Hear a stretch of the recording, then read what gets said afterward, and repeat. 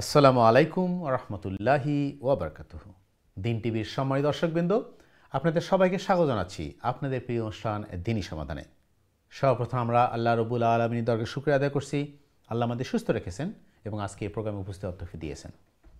প্রিয় দর্শকবৃন্দ, আপনারা যারা নিয়মিত আমাদের অনুষ্ঠান দেখেন, আপনারা জানেন অনুষ্ঠানটি আমরা সরাসরি সম্প্রচার করি ইকুই স্টুডিও থেকে প্রতি সোমবার এবং মঙ্গলবার ইকুই টাইম রাত 8:30টায়।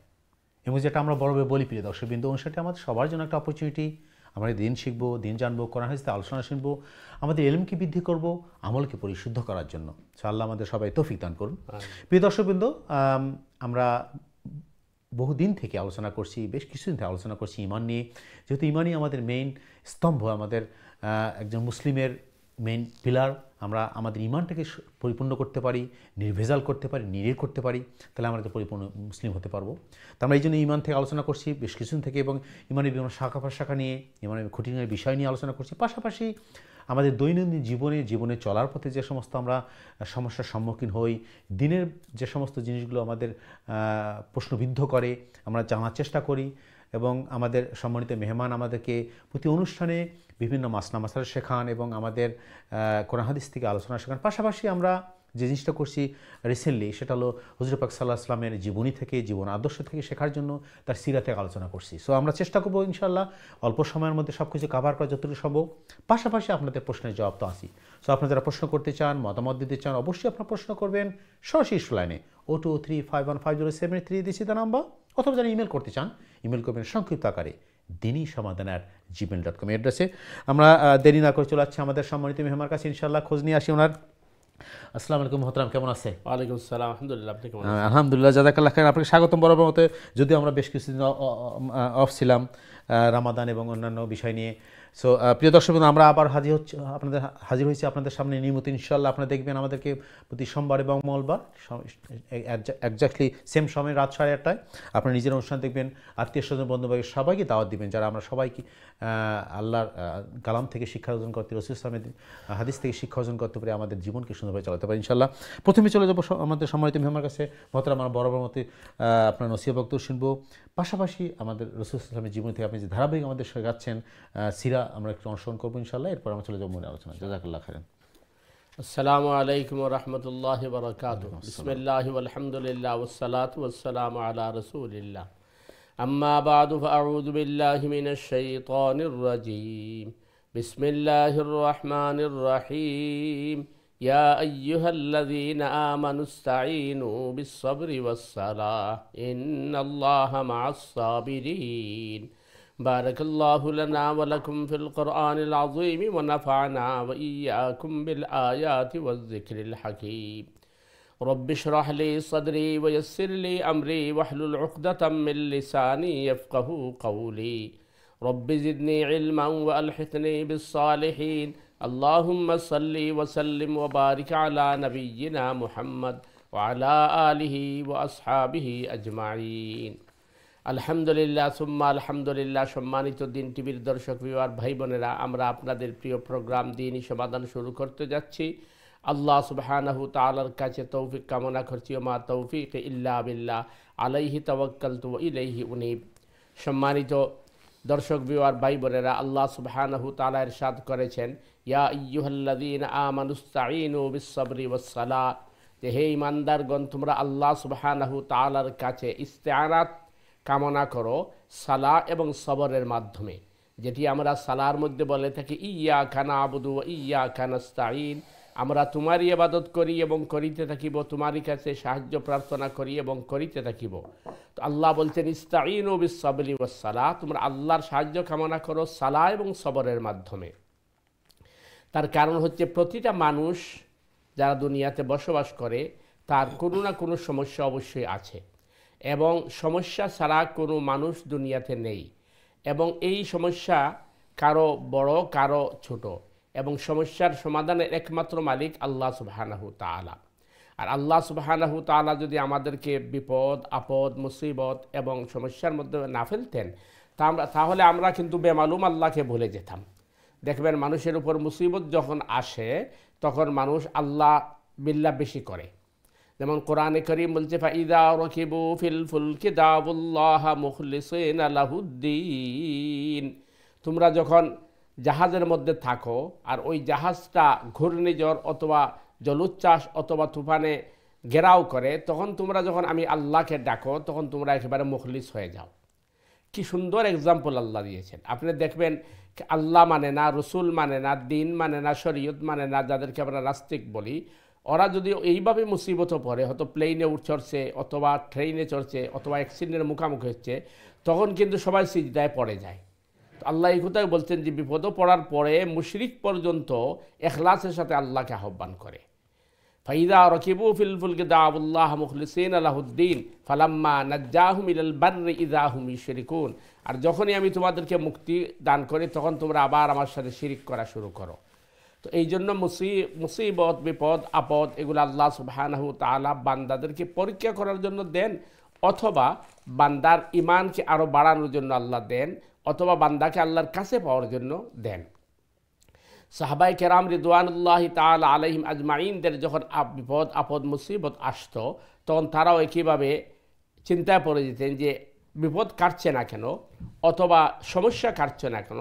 হতে পারে যে আমাদের গুনাহ, আমাদের অপরাধ অথবা আমাদের ভুল ত্রুটির কারণে আল্লাহ এইভাবে আমাদেরকে শাস্তি দিচ্ছেন। তখন তারা সাহাবাই কেরাম আল্লাহ রসুলকে জিজ্ঞেস করলেন, ইয়া রাসূলুল্লাহ, দুনিয়ার মধ্যে সবচেয়ে বেশি বালা মুসিবত কার উপর আসছে? আল্লাহ রসুল বলেন, আসাদুন নাস বালাউল আম্বিয়া সুম্মাল আমসাল ফাল আমসাল। সবচেয়ে বেশি পরীক্ষা এবং বালা মুসিবত আসছে নবী এবং রসুলের উপরে। এরপরে যে আল্লাহর যত নৈকট্য অর্জন করবে তার উপর বালা মুসিবত তত বেশি আসবে। কারণ আল্লাহ যাদেরকে পছন্দ করেন, যাদের আল্লাহ প্রিয় বান্দা যারা, তাদের উপরই আল্লাহ মুসিবত বেশি দেন।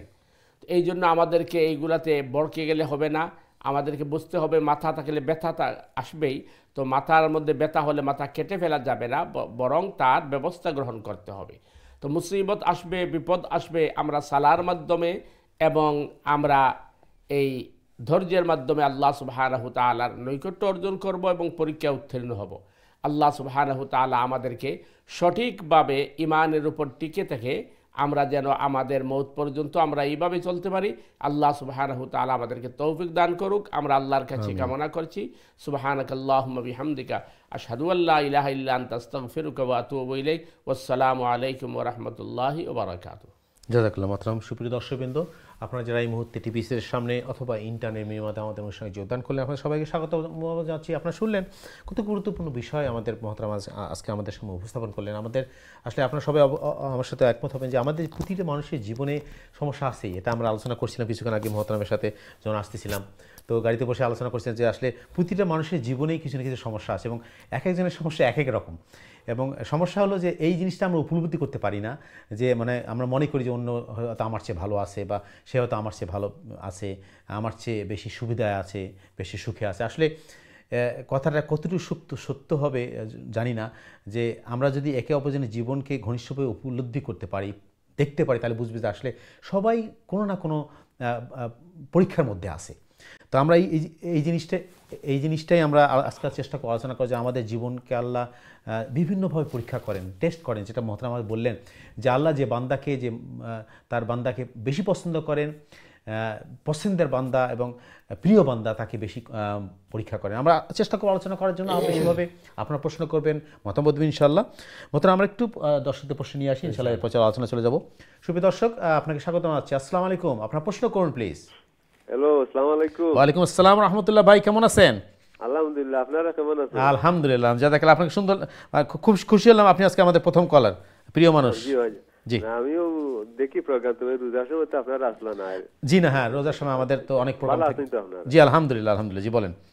আচ্ছা, আমার প্রশ্ন হইলো এই যে ধরিলকে একজন মানুষে মার্ডার হলো, একজন মহিলারে বিধবা হলো, বাচ্চাইতরে এতিম হলো, মা বাবার কুল খালি হলো, বিভিন্ন ধরনের না আছে। তখন এই কেসটা গেল কোর্টু যাওয়ার পরে আরো একজন লয়ার এগেইনস্টে আইয়া এই আসামিটারে বাঁচাইবার লাগি আপনার চেষ্টা কইরা আসামিটারে বাঁচাই দিলা। কিন্তু সত্যিকারের মার্ডার, অনেক কিছু আছে মিথ্যা মামলা হইতে পারে, কিন্তু আমি সত্যিকারের কথা কইয়া সত্যিকারের এটা মার্ডার।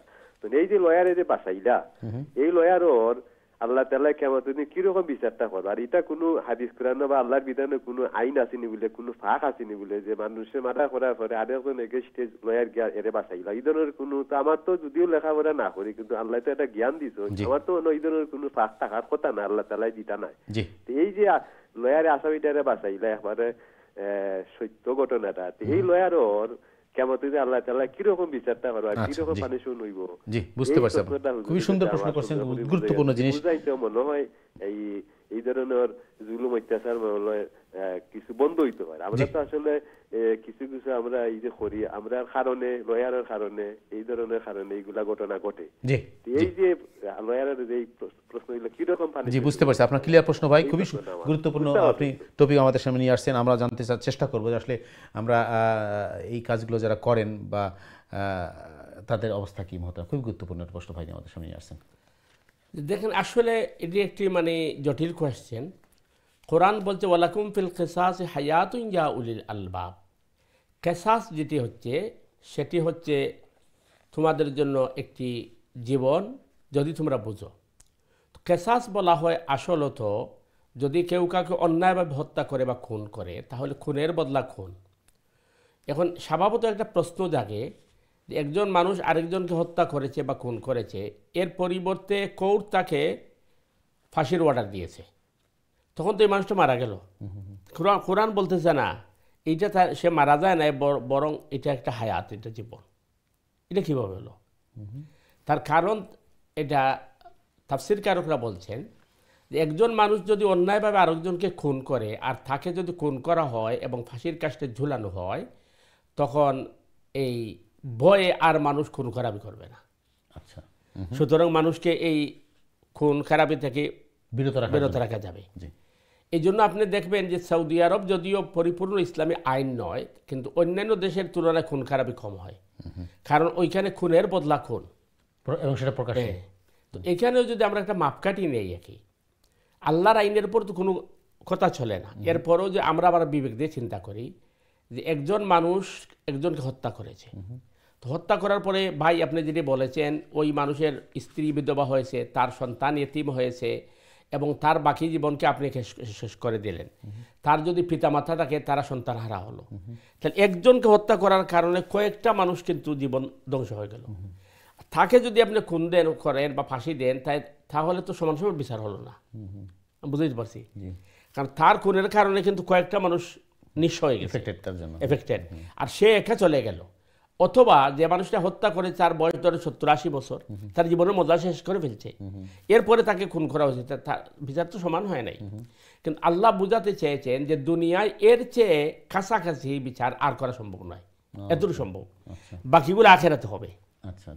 আর আরেকটি অপশন হচ্ছে যে এই হত্যাকারীকে বাঁচানোর কোনো পথ আছে কিনা।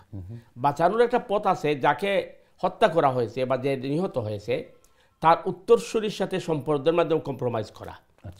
উত্তরসূরি যদি মনে করে এই কথা যে ঠিক আছে আমার বাপ মারা গেছেন, এখন আর করব কি, উনি আমাদেরকে 1 কোটি টাকা দিয়ে দিবে, আমাদের জীবন চলার পথ, যদি সেই অপশন মেনে নেয় তখন এইভাবে তাকে বাঁচানো যায়, এর বিকল্প কোনো রাস্তা নেই।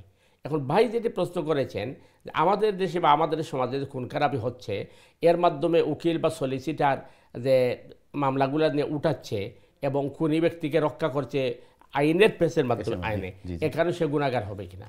যদি সে জেনে শুনে মিথ্যা কথাগুলো বলে, অর্থাৎ এই বাদীপক্ষ যে সাজিয়ে দিচ্ছে এটা যদি মিথ্যা হয় এবং এটা যদি বানাউট হয় আর জেনে শুনে করে, তাহলে সে অবশ্যই অপরাধী হবে, আল্লাহর আদালতে তাকে জবাবদিহি করতে হবে।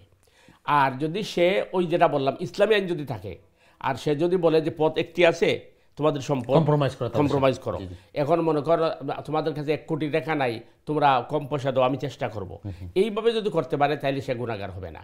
কিন্তু স্বভাবত যদি মিথ্যাকে বানাউট কথাবার্তা দিয়া আর এই সে কি করে, তাহলে অবশ্যই গুনাহগার হবে। আল্লাহু আ'লাম বিস-সাওয়াব। জাযাকাল্লাহু।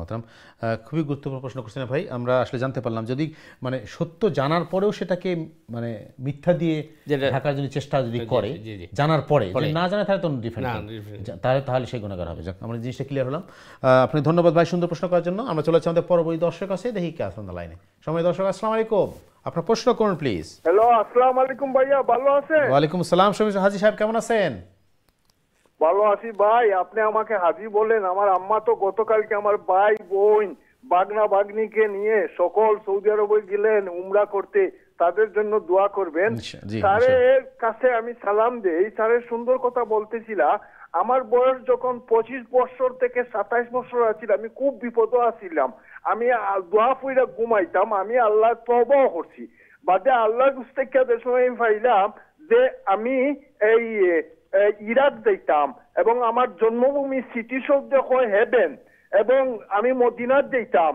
আমারে ওয়ার্ডার করে আল্লাহর ফেরেশতা স্যার, এবং আমারে কয় 21 বছর গর্বখালি করতাম, এবং আমারে কয় মসজিদে একটা ফাঁদও মারছি না, একটা বেতন নষ্ট করছি না। আমার বয়স 27 স্যার, এবং হৌকাতে আমি সুন্নি মুসলমান, আমি কিতা করতাম লইয়া হয় আমি। জি হাজি সাহেব, ধন্যবাদ আপনাকে, আপনি একজন জ্ঞানী মানুষ, আপনি সুন্দর সুন্দর কথা বলেন, আপনার মতামতের ধন্যবাদ। জি মোহতারাম প্লিজ। জি হাজি সাহেব, আসলে মানে আপনার মানে পরিবারের ওরা উমরায় গেছেন, আল্লাহ কবুল করো, এবং আল্লাহ সুবহানাহু তাআলা আমাদেরকে বেশি বেশি ইবাদত করার তৌফিক দান করুন। 2 নম্বর জিনিস যেটা আপনি বলছেন যে আসলে মানে আপনি 25টা কি 27 বসে খুব বেশি মুসিবত ছিলেন, বিপদে ছিলেন। আসলে আমরা আগেই বলছি প্রত্যেক মানুষের এই জীবনের মধ্যে মুসিবত, বিপদ এবং আপনার পরীক্ষা আছে। তো এইগুলো আমরা আল্লাহ সুবহানাহু তাআলার উপর তাওয়াক্কুল করতে হবে, এবং বেশি বেশি সালাত আদায় করতে হবে, এবং ধৈর্যের সাথে আল্লাহ সুবহানাহু তাআলার পরীক্ষায় উত্তীর্ণ হতে হবে। এছাড়া যেটি আপনি বলছেন যে আপনাকে বলছে গরুরাখালি করতে, হয়তো আপনি স্বপ্নে দেখছেন। তো আসলে আপনি তো আমাদের জানেন ভালো করেই যে প্রত্যেক নবী রসুলরা কিন্তু আপনার ওই পশু পালন করেছেন। তার একমাত্র কারণ হচ্ছে ওই আগে যেটা বলছি, ধৈর্যের ট্রেনিং দেওয়ার জন্য। কারণ আপনি যদি পশু পালন করেন তখন ধৈর্যের ট্রেনিং দেওয়া হবে, এবং ধৈর্য আসবে। কারণ পশুরা তো পশু হয়ে থাকে, পশু কথাবার্তা শুনে না, এদিক ওদিক যায়, তখন গুসা উঠে। আর মানুষ যখন নষ্ট হয় তো পশুর চেয়ে আরও বত্তর হয়ে যায়। কোরআন বলছে উলাইকে কাল আনাম বাল হুম আদাল, মানুষ যখন নষ্ট হয় তখন পশুর চেয়ে আরও বত্তর হয়ে যায়। তো নবী রসুলরা তো মানুষের কাছে কাজ করবেন, দাওয়াতের কাজ দিবেন। এই জন্য দেখছেন প্রত্যেক নবী রসুলের উপর অত্যাচার হয়েছে, অবিচার হয়েছে, এবং কি হয়েছে, এই জন্য প্রত্যেক নবী রসুল কী করছেন, আপনার পশুরাখালি করেছেন। আর এটি হচ্ছে একটা নেতৃত্বের আলাদা কোয়ালিটি। দেখবেন আমাদের নেতারা বলে মাটিও মানুষের নেতা, অথচ এরা 5 স্টারে থাকে, ওরা কিন্তু এসিতে থাকে, আর গপ্প মারে যে আমরা মাটিও মানুষের নেতা। আসল মাটিও মানুষের নেতা ছিলেন নবী এবং রসুলরা। সুতরাং হয়তো এই জন্য আল্লাহ আপনাকে এটা দেখিয়েছেন, আপনি আল্লাহর খাস বান্দা। আল্লাহ আপনাকে হায়াতান তৈয়বা দান করো, এবং আল্লাহ আপনাকে এবং আমাদেরকে আল্লাহ হেফাজত করো। আমিন, জাযাকাল্লাহ খাইরান। আমি ধন্যবাদ হাজি সাহেব এগিয়ে আপনার প্রশ্ন করার জন্য। বন্ধুরা, আমরা যেটা আলোচনা শুরু করছিলাম, আসলে আমাদের সমাজে এই জিনিসটা খুব বহুত প্রচলিত, এবং বহুত প্রচলিত। আপনি একমত হবেন, দর্শকরা যারা দেখছেন আপনারা একমত হবে এই জন্য যে আমরা অনেকে বলি যে এই বিপদটা আমাকে কেন দেওয়া হলো, আমি কেন আল্লাহ আমাকে এই পরীক্ষা করতেছেন, বা আমি তো কোনো খারাপ কাজ করি না, অন্যায় করি না, অন্য কিছু, এই যে কথাগুলো আমার সমাজে খুব বহুল প্রচলিত, যে আমাকে কেন পরীক্ষাটা করতেছে, আমারই জন্য কেন, অন্য কারণ নয় কেন, এই যে কথাগুলো বলি আমরা আসলে কতটুকু যৌক্তিক যে এই কথাগুলো বলা একজন ইমানদারের, একজন মুসলিমের, যে অনুযোগ করা, অভিযোগ করা আল্লাহর কাছে দরবারে যে আল্লাহ কেন আমাকে দিলা তুমি, এটা একটু যদি বলতেন কেন। একজন মানুষ নাকি তার পায়ের জুতা ছিল না, তো সে আল্লাহ সুবহানাহু তাআলার কাছে পায়ের জুতার জন্য চাইছে। তো আল্লাহ সুবহানাহু তাআলা দেখবেন, আপনি দোয়া করলেই দোয়া কবুল হয় না, দোয়া তো আল্লাহর ইচ্ছা কবুল করেন, কিন্তু আপনি দোয়া করতে থাকতে হবে। দোয়া চাওয়ার সাথে সাথে যদি দোয়া কবুল হয়ে যেত তাহলে মানুষ দোয়া ছেড়ে দিত। তো এখন এই ব্যক্তি বাহির হয়েছে, বাহির হইয়া দেখে আরেকজন মানুষের 2 পাওই নাই, তখন সে চিন্তা করে আল্লাহ আমার তো পা আছে, জুতা নাই, ওর তো পাই নাই। তো এই জন্য হাদিসে আসছে আপনি সব সময় আপনি নিচের দিকে তাকাবেন, উপরের দিকে, আমার চেয়ে খারাপের দিকে। আমি অমুকের এত সম্পদ, এত মানে তার অডেল সম্পত্তি, আমার নাই কেন, এইটা চিন্তা করা ঠিক নয়। তাইলে বুঝে আল্লাহর এই বন্টনের উপরে আমরা সন্তুষ্ট। আমরা ফিরে আসবো আলোচনায়। মোহতারাম দর্শকরা, আপনারা আমাদের সাথে থাকেন, চেষ্টা করবো এসে জানা, এই কনসেপ্ট আমাদের ক্লিয়ার হওয়া দরকার যে আসলে আল্লাহ যে আমাদের পরীক্ষা করেন, এবং আপনি কিন্তু বললেন যে আল্লাহ প্রিয় বান্দা যারা, অবশ্যই যারা পছন্দের বান্দা, আল্লাহ তাকে বেশি পরীক্ষা করেন, বেশি সমস্যা। আমরা একটা আলোচনা করবো এই জিনিসটা, আমাদের কনসেপ্টটা ক্লিয়ার হওয়া দরকার। আসলে যে ইমানদারে জানা দরকার যে আমাদের এই পরিস্থিতি কী করা দরকার, কী করা উচিত আমাদের। আমরা তার ফিরে আসবো, তার আগে আমরা প্রশ্ন নিয়ে আসি ইনশাআল্লাহ। দেখি আমাদের কে আছেন লাইনে। সময় দর্শক, আসসালামু আলাইকুম, আপনার প্রশ্ন করুন প্লিজ। দর্শক, দয়া করে আপনি টিভির ভলিউমটা কমিয়ে দিয়ে অথবা মিউট করে আমাদের সাথে ফোনে কথা বলবেন প্লিজ। আসসালামু আলাইকুম রাহমাতুল্লাহ। ওয়ালাইকুম আসসালাম রাহমাতুল্লাহ। জি, কেমন আছেন বোন? আলহামদুলিল্লাহ, আপনারা ভালো আছেন? জি আলহামদুলিল্লাহ, জাযাকাল্লাহ খাইরান। আপনি কষ্ট করে ফোন করছেন, এর জন্য আমার ধন্যবাদ। দুইটা প্রশ্ন। জি একটা বলেন। প্রশ্ন হইল যে আমরা তৈয়মুম করি, তৈয়মুম করিয়া যে আমরা ওযু করি একটা দোয়া পড়ি, আশহাদু আল্লা ইলাহা ইল্লাল্লাহু ওয়াহদাহু লা শারীকা, এটা কিন্তু আমরা পড়তাম পারবো না। আচ্ছা গুড। আর 2 নম্বর প্রশ্ন হইল একটা ব্যাখ্যা দিতে পারবানি আপনার, যে কোনো মানুষের স্বপ্নে খালি দেখুন গড় দুয়ার চুরি হয়েছে বা সোনা দানা চুরি হয়েছে, আপনারা কইয়া না ডাইরেক্ট যেটা ব্যাখ্যা দিতে পারবানি যে স্বপ্নে খালি দেখা যায় যে গড় দুয়ার চুরি হয়েছে, সোনা দানা চুরি হয়, এটা মানি সোনা দানা চুরি হয়? ও দুইটা প্রশ্ন আমার। আচ্ছা জি জাযাকাল্লাহ খাইরান, খুবই সুন্দর প্রশ্ন করেছেন, আমরা ধন্যবাদ কষ্ট করে ফোন করছেন। আপনি টিভিতে অনুষ্ঠান দেখতে থাকুন ইনশাআল্লাহ।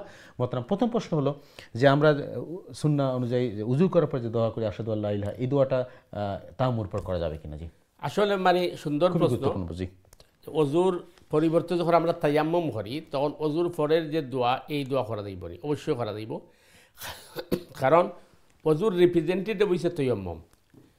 অজু করি আমরা যে কাজগুলা করি, অজু করতে না পারলে তায়াম্মুম করি, সুতরাং আমরা দোয়া করতে পারবা, কোনো অসুবিধা নাই, এবং সওয়াব পাইবা, এবং অবশ্যই দোয়া কবুল হইব, কারণ অজুর পরে দোয়া কবুল। যদি অজু করতে না পারুন বা অজু করার সুবিধা না থাকে, তায়াম্মুম করে আমরা দোয়া করতে পারবা, এটা অবশ্যই ঠিক আছে। 2 নম্বর যে প্রশ্নটা, খুব গুরুত্বপূর্ণ প্রশ্ন করছি, উনি স্বপ্নে দেখেন শুধু। জি 2 নম্বর প্রশ্ন, আসল বিষয় হইছে যে স্বপ্ন মানুষে কী কারণে দেখে, এটা আগে বোঝা দরকার। স্বপ্ন মানুষে 3টা কারণে দেখে। একটা কারণ হইল যে মানুষ মেন্টালিটি এটা দেখে, এর কারণে স্বভাবত কোনো মানুষের যদি ডিপ্রেশন থাকে, এই মানুষের স্বপ্নের কোনো ব্যাখ্যা থাকে না। একইভাবে একজন মানুষে দিনও কোনো কামের মাঝে ব্যস্ত থাকে, রাত্রে যদি ও কাজ করতে দেখে, তাই কোনো ব্যাখ্যা নাই। এক্সাম্পল দিলাম বুঝবার লাগি, যেমন মনে করেন আপনার মার্কেটের মাঝে ফ্রুট বেচে 1 পাউন্ড করে, এখন এই মানুষে ঘুমের মধ্যে অনেক সময় 1 পাউন্ড হয়, এটার কোনো ব্যাখ্যা নাই। 2 নম্বর হইল স্বপ্ন অনেক সময় শয়তানে দেখায়। প্রথমটারে হাদিসের ভাষায় খেয়ালি হয়, মানুষের মেন্টালি দেখে। দ্বিতীয়টা শয়তানে যেটা দেখায়। আর তৃতীয়টারে হয় রাহমানি, আল্লাহর পক্ষ দিয়ে দেখাই দেওয়া হয়। তো এই যে স্বপ্ন, হাদিস হয়েছে স্বপ্ন নবুয়তির এক হাদিস হয়েছে 40 ভাগের 1 ভাগ, আরও হাদিস হয়েছে 46 ভাগের 1 ভাগ, এবং স্বপ্নর গুরুত্ব আছে। তো স্বপ্ন দেখলে সাধারণত যারা স্বপ্নের সঠিক ব্যাখ্যা জানেন তারা যেখানে আর নাই, কিন্তু স্বপ্ন ব্যাখ্যা না যেখানে বালা, এবং স্বপ্ন দেখার বাদে আপনি এটারে ভালো মন্দ মন্তব্য না করা, কারণ স্বপ্নের ব্যাখ্যা অনেক সময় মানে আপনারা বুঝতে অসুবিধা হয়। আমার কাছে হয়তো বাদ লাগছে, কিন্তু এটার ব্যাখ্যা ভালো হইতে পারে। 3 নম্বর বিষয় হইল যে আপনি যেটা কইছেন যে একজন মানুষের প্রায় স্বপ্নে যখন তার গড় অথবা চুরি হয়েছে বা সোনা দানা চুরি হয়েছে, তো এটা এক ধরনের তার ক্ষতির লক্ষণ, আল্লাহ হেফাজত করুক। তো এর কারণে বিষয়টা হইল যে গড় বানানি অথবা সুন্দর গড় দেখা, অথবা গড়ের চাবি আতোয়াবা, অথবা গড়ের চাবি দিয়ে খোলা, এগুলা মানে জীবন উন্নত হওয়ার লক্ষণ। আর গড় চুরি হয়ে যাওয়া বা সোনা দানা চুরি হয়ে যাওয়া বা গড়ের মধ্যে কোনো ধরনের চুর ঢুকা, এগুলো দেখা আসলে ক্ষতির একটা লক্ষণ। তো এটা থেকে বাঁচার পন্থা হইল হাদিসের মধ্যে আছে। প্রথম জিনিস হইল ঘুমাইবার আগে আপনি সুন্নাহ তরিকায় ঘুমাইবা, পারলে অজু করিয়া ঘুমাইবা, এবং ঘুমের দোয়া পড়বা, এবং আউযুবিল্লাহ পড়বা, আয়াতুল কুরসি পড়বা, সাইরকুল পড়বা, ফরিয়া ঘুমাইবা। ঘুমানির পরে এরপরে যদি আবার স্বপ্ন দেখুন ইলাখান মানে মন্দ স্বপ্ন, তাইলে হাদিস হয় যে আপনি প্রথমত এই গুম বাঙ্গার লগে লগে আউযুবিল্লাহ ফরিয়া বাউদি 3 বার থুতু দিবা, থুতু ওলা দিবা 3 বার বাউদি, আর খরট ফিরাইয়া আপনি ঘুমাই দিবা। যদি ডাইন খরটে ঘুমা থাকেন তো বাউ খরটে ঘুমা থাকলে ডাইন খরট, তাইলে স্বপ্নের অ্যাকশন নষ্ট হয়ে যাব। এরপরে হাদিস হয়েছে যে আপনি বা কোনো মন্দ স্বপ্ন দেখলে আপনি সাদাকা করা, কারণ হাদিস হয়েছে সাদাকা তো তারুদ্দুল বলা, সাদাকা খয়রাতে বলা মুসিবতরে সরাইলায়। তো আমরা আশা করবো যে স্বপ্নে দেখছেন যদি নিয়মিত অজু করিয়া ঘুমাইন এবং সুন্নাহ তরিকায় ঘুমাইন, এবং এই ঘুমানোর আগে কোরআনের কিছু আয়াতুল কুরসি সাইরকুল পড়েন, তাহলে ইনশাল্লাহ এটা বন্ধ হয়ে যাব। আর তার যদি কোনো মানে ভবিষ্যতের কি বয়ের কোনো লক্ষণ থাকে, আল্লাহর কাছে সাহায্য কামনা করে আল্লাহ হেফাজত কর্তা। আশা করি বই ক্লিয়ার হয়েছে ইনশাআল্লাহ। এবং আমরা প্রত্যেক আমরা কলার রেখইময় হতা যে ঘুমানোর সুন্নাহ তরিকা অবলম্বন করা। আর এই ধরনের যদি আপনি ভয়ের স্বপন দেখেন বা মন্দ স্বপন দেখেন, তাইলে আউযুবিল্লাহ 3 বার ফুরিয়া বা ওদি 3 বার তুতু ফালাই দিবা, আর কিছু সাদাকা করবা, আল্লাহ হেফাজত করবা ইনশাআল্লাহ। জাযাকাল্লাহ মাতান। সম্মানিত দর্শক, আশা করি আপনার প্রশ্নের জবাব পেয়েছেন। খুবই গুরুত্বপূর্ণ প্রশ্ন ছিল। আসলে আমাদের এই প্রশ্ন এর আগে আসছে এরকম যে আমরা স্বপ্নে দেখি অনেক কিছু আমাদের ক্ষতি হচ্ছে বা দুঃসংবাদ আসতেছে। আসলে যেটা আপনি বললেন যে আমরা যে সুন্নাহ পদ্ধতিতে একটু ঘুমানোর চেষ্টা করি, এটা অনেক সময় আমাদের এই সমস্ত যে শয়তানি যে আপনি যেটা এটা বললেন হেফাজত হয়ে যাবে। হেফাজত হয়ে থাকে। আমরা একটু যদি আমাদের একটু ব্রেকে যেতে হবে, একটু যদি 1 মিনিটের মধ্যে আমরা সুন্নাহ পদ্ধতিতে ঘুমানোটা একটু বলতেন কীভাবে? জি। সুন্নাহ তো প্রথমত আল্লাহ রসুল বলছেন অজু করা, অজু করে সম্ভব হলে 2 রাকাত তাহিয়াতুল ওযুর নামাজ পড়া, এরপরে বিছানায় যাওয়া, বিছানা ঝাড়ু দেওয়া, এরপরে ঘুমানো। হাদিসে আসছে মানে ডাইন গালের নিচে হাত দিয়ে এইভাবে ডাইন করে ঘুমানো। তো আপনি সারা রাত্র এইভাবে ঘুমাতে পারবেন না, আপনি শুরু করবেন এইভাবে। এরপরে আল্লাহুম্মা বিসমিকা আমুতু আহিয়া পড়া। এরপরে নামাজের পরে যে তাসবিহগুলো আছে সুবহানাল্লাহ 33 বার, আলহামদুলিল্লাহ 33 বার, আল্লাহু 34 বার, এগুলা পড়া, ইস্তেগফার পড়া, আর মিনিমাম 10 আয়াত পড়া, পারলে আরও বেশি পড়া। তো আর বিশেষ করে আয়াতুল কুরসি, সূরা বাকারার শেষ 2 আয়াত, সূরা আল ইমরানের শেষ রুকু এবং আপনার সাই রুকু, এগুলো পড়ে ঘুমানো। জাযাকাল্লাহু মাতরুম। আমরা চেষ্টা করব প্রিয় দর্শকবৃন্দ আরও আলোচনা করার জন্য ইনশাআল্লাহ। তার আগে আমি ছোট্ট একটি বিরতি যাচ্ছি, বিরতি আবারও ফিরে আসবো ইনশাআল্লাহ। ততক্ষণ আমাদের সাথেই থাকুন। আসসালামু আলাইকুম রাহমাতুল্লাহি ওয়া বারাকাতুহু।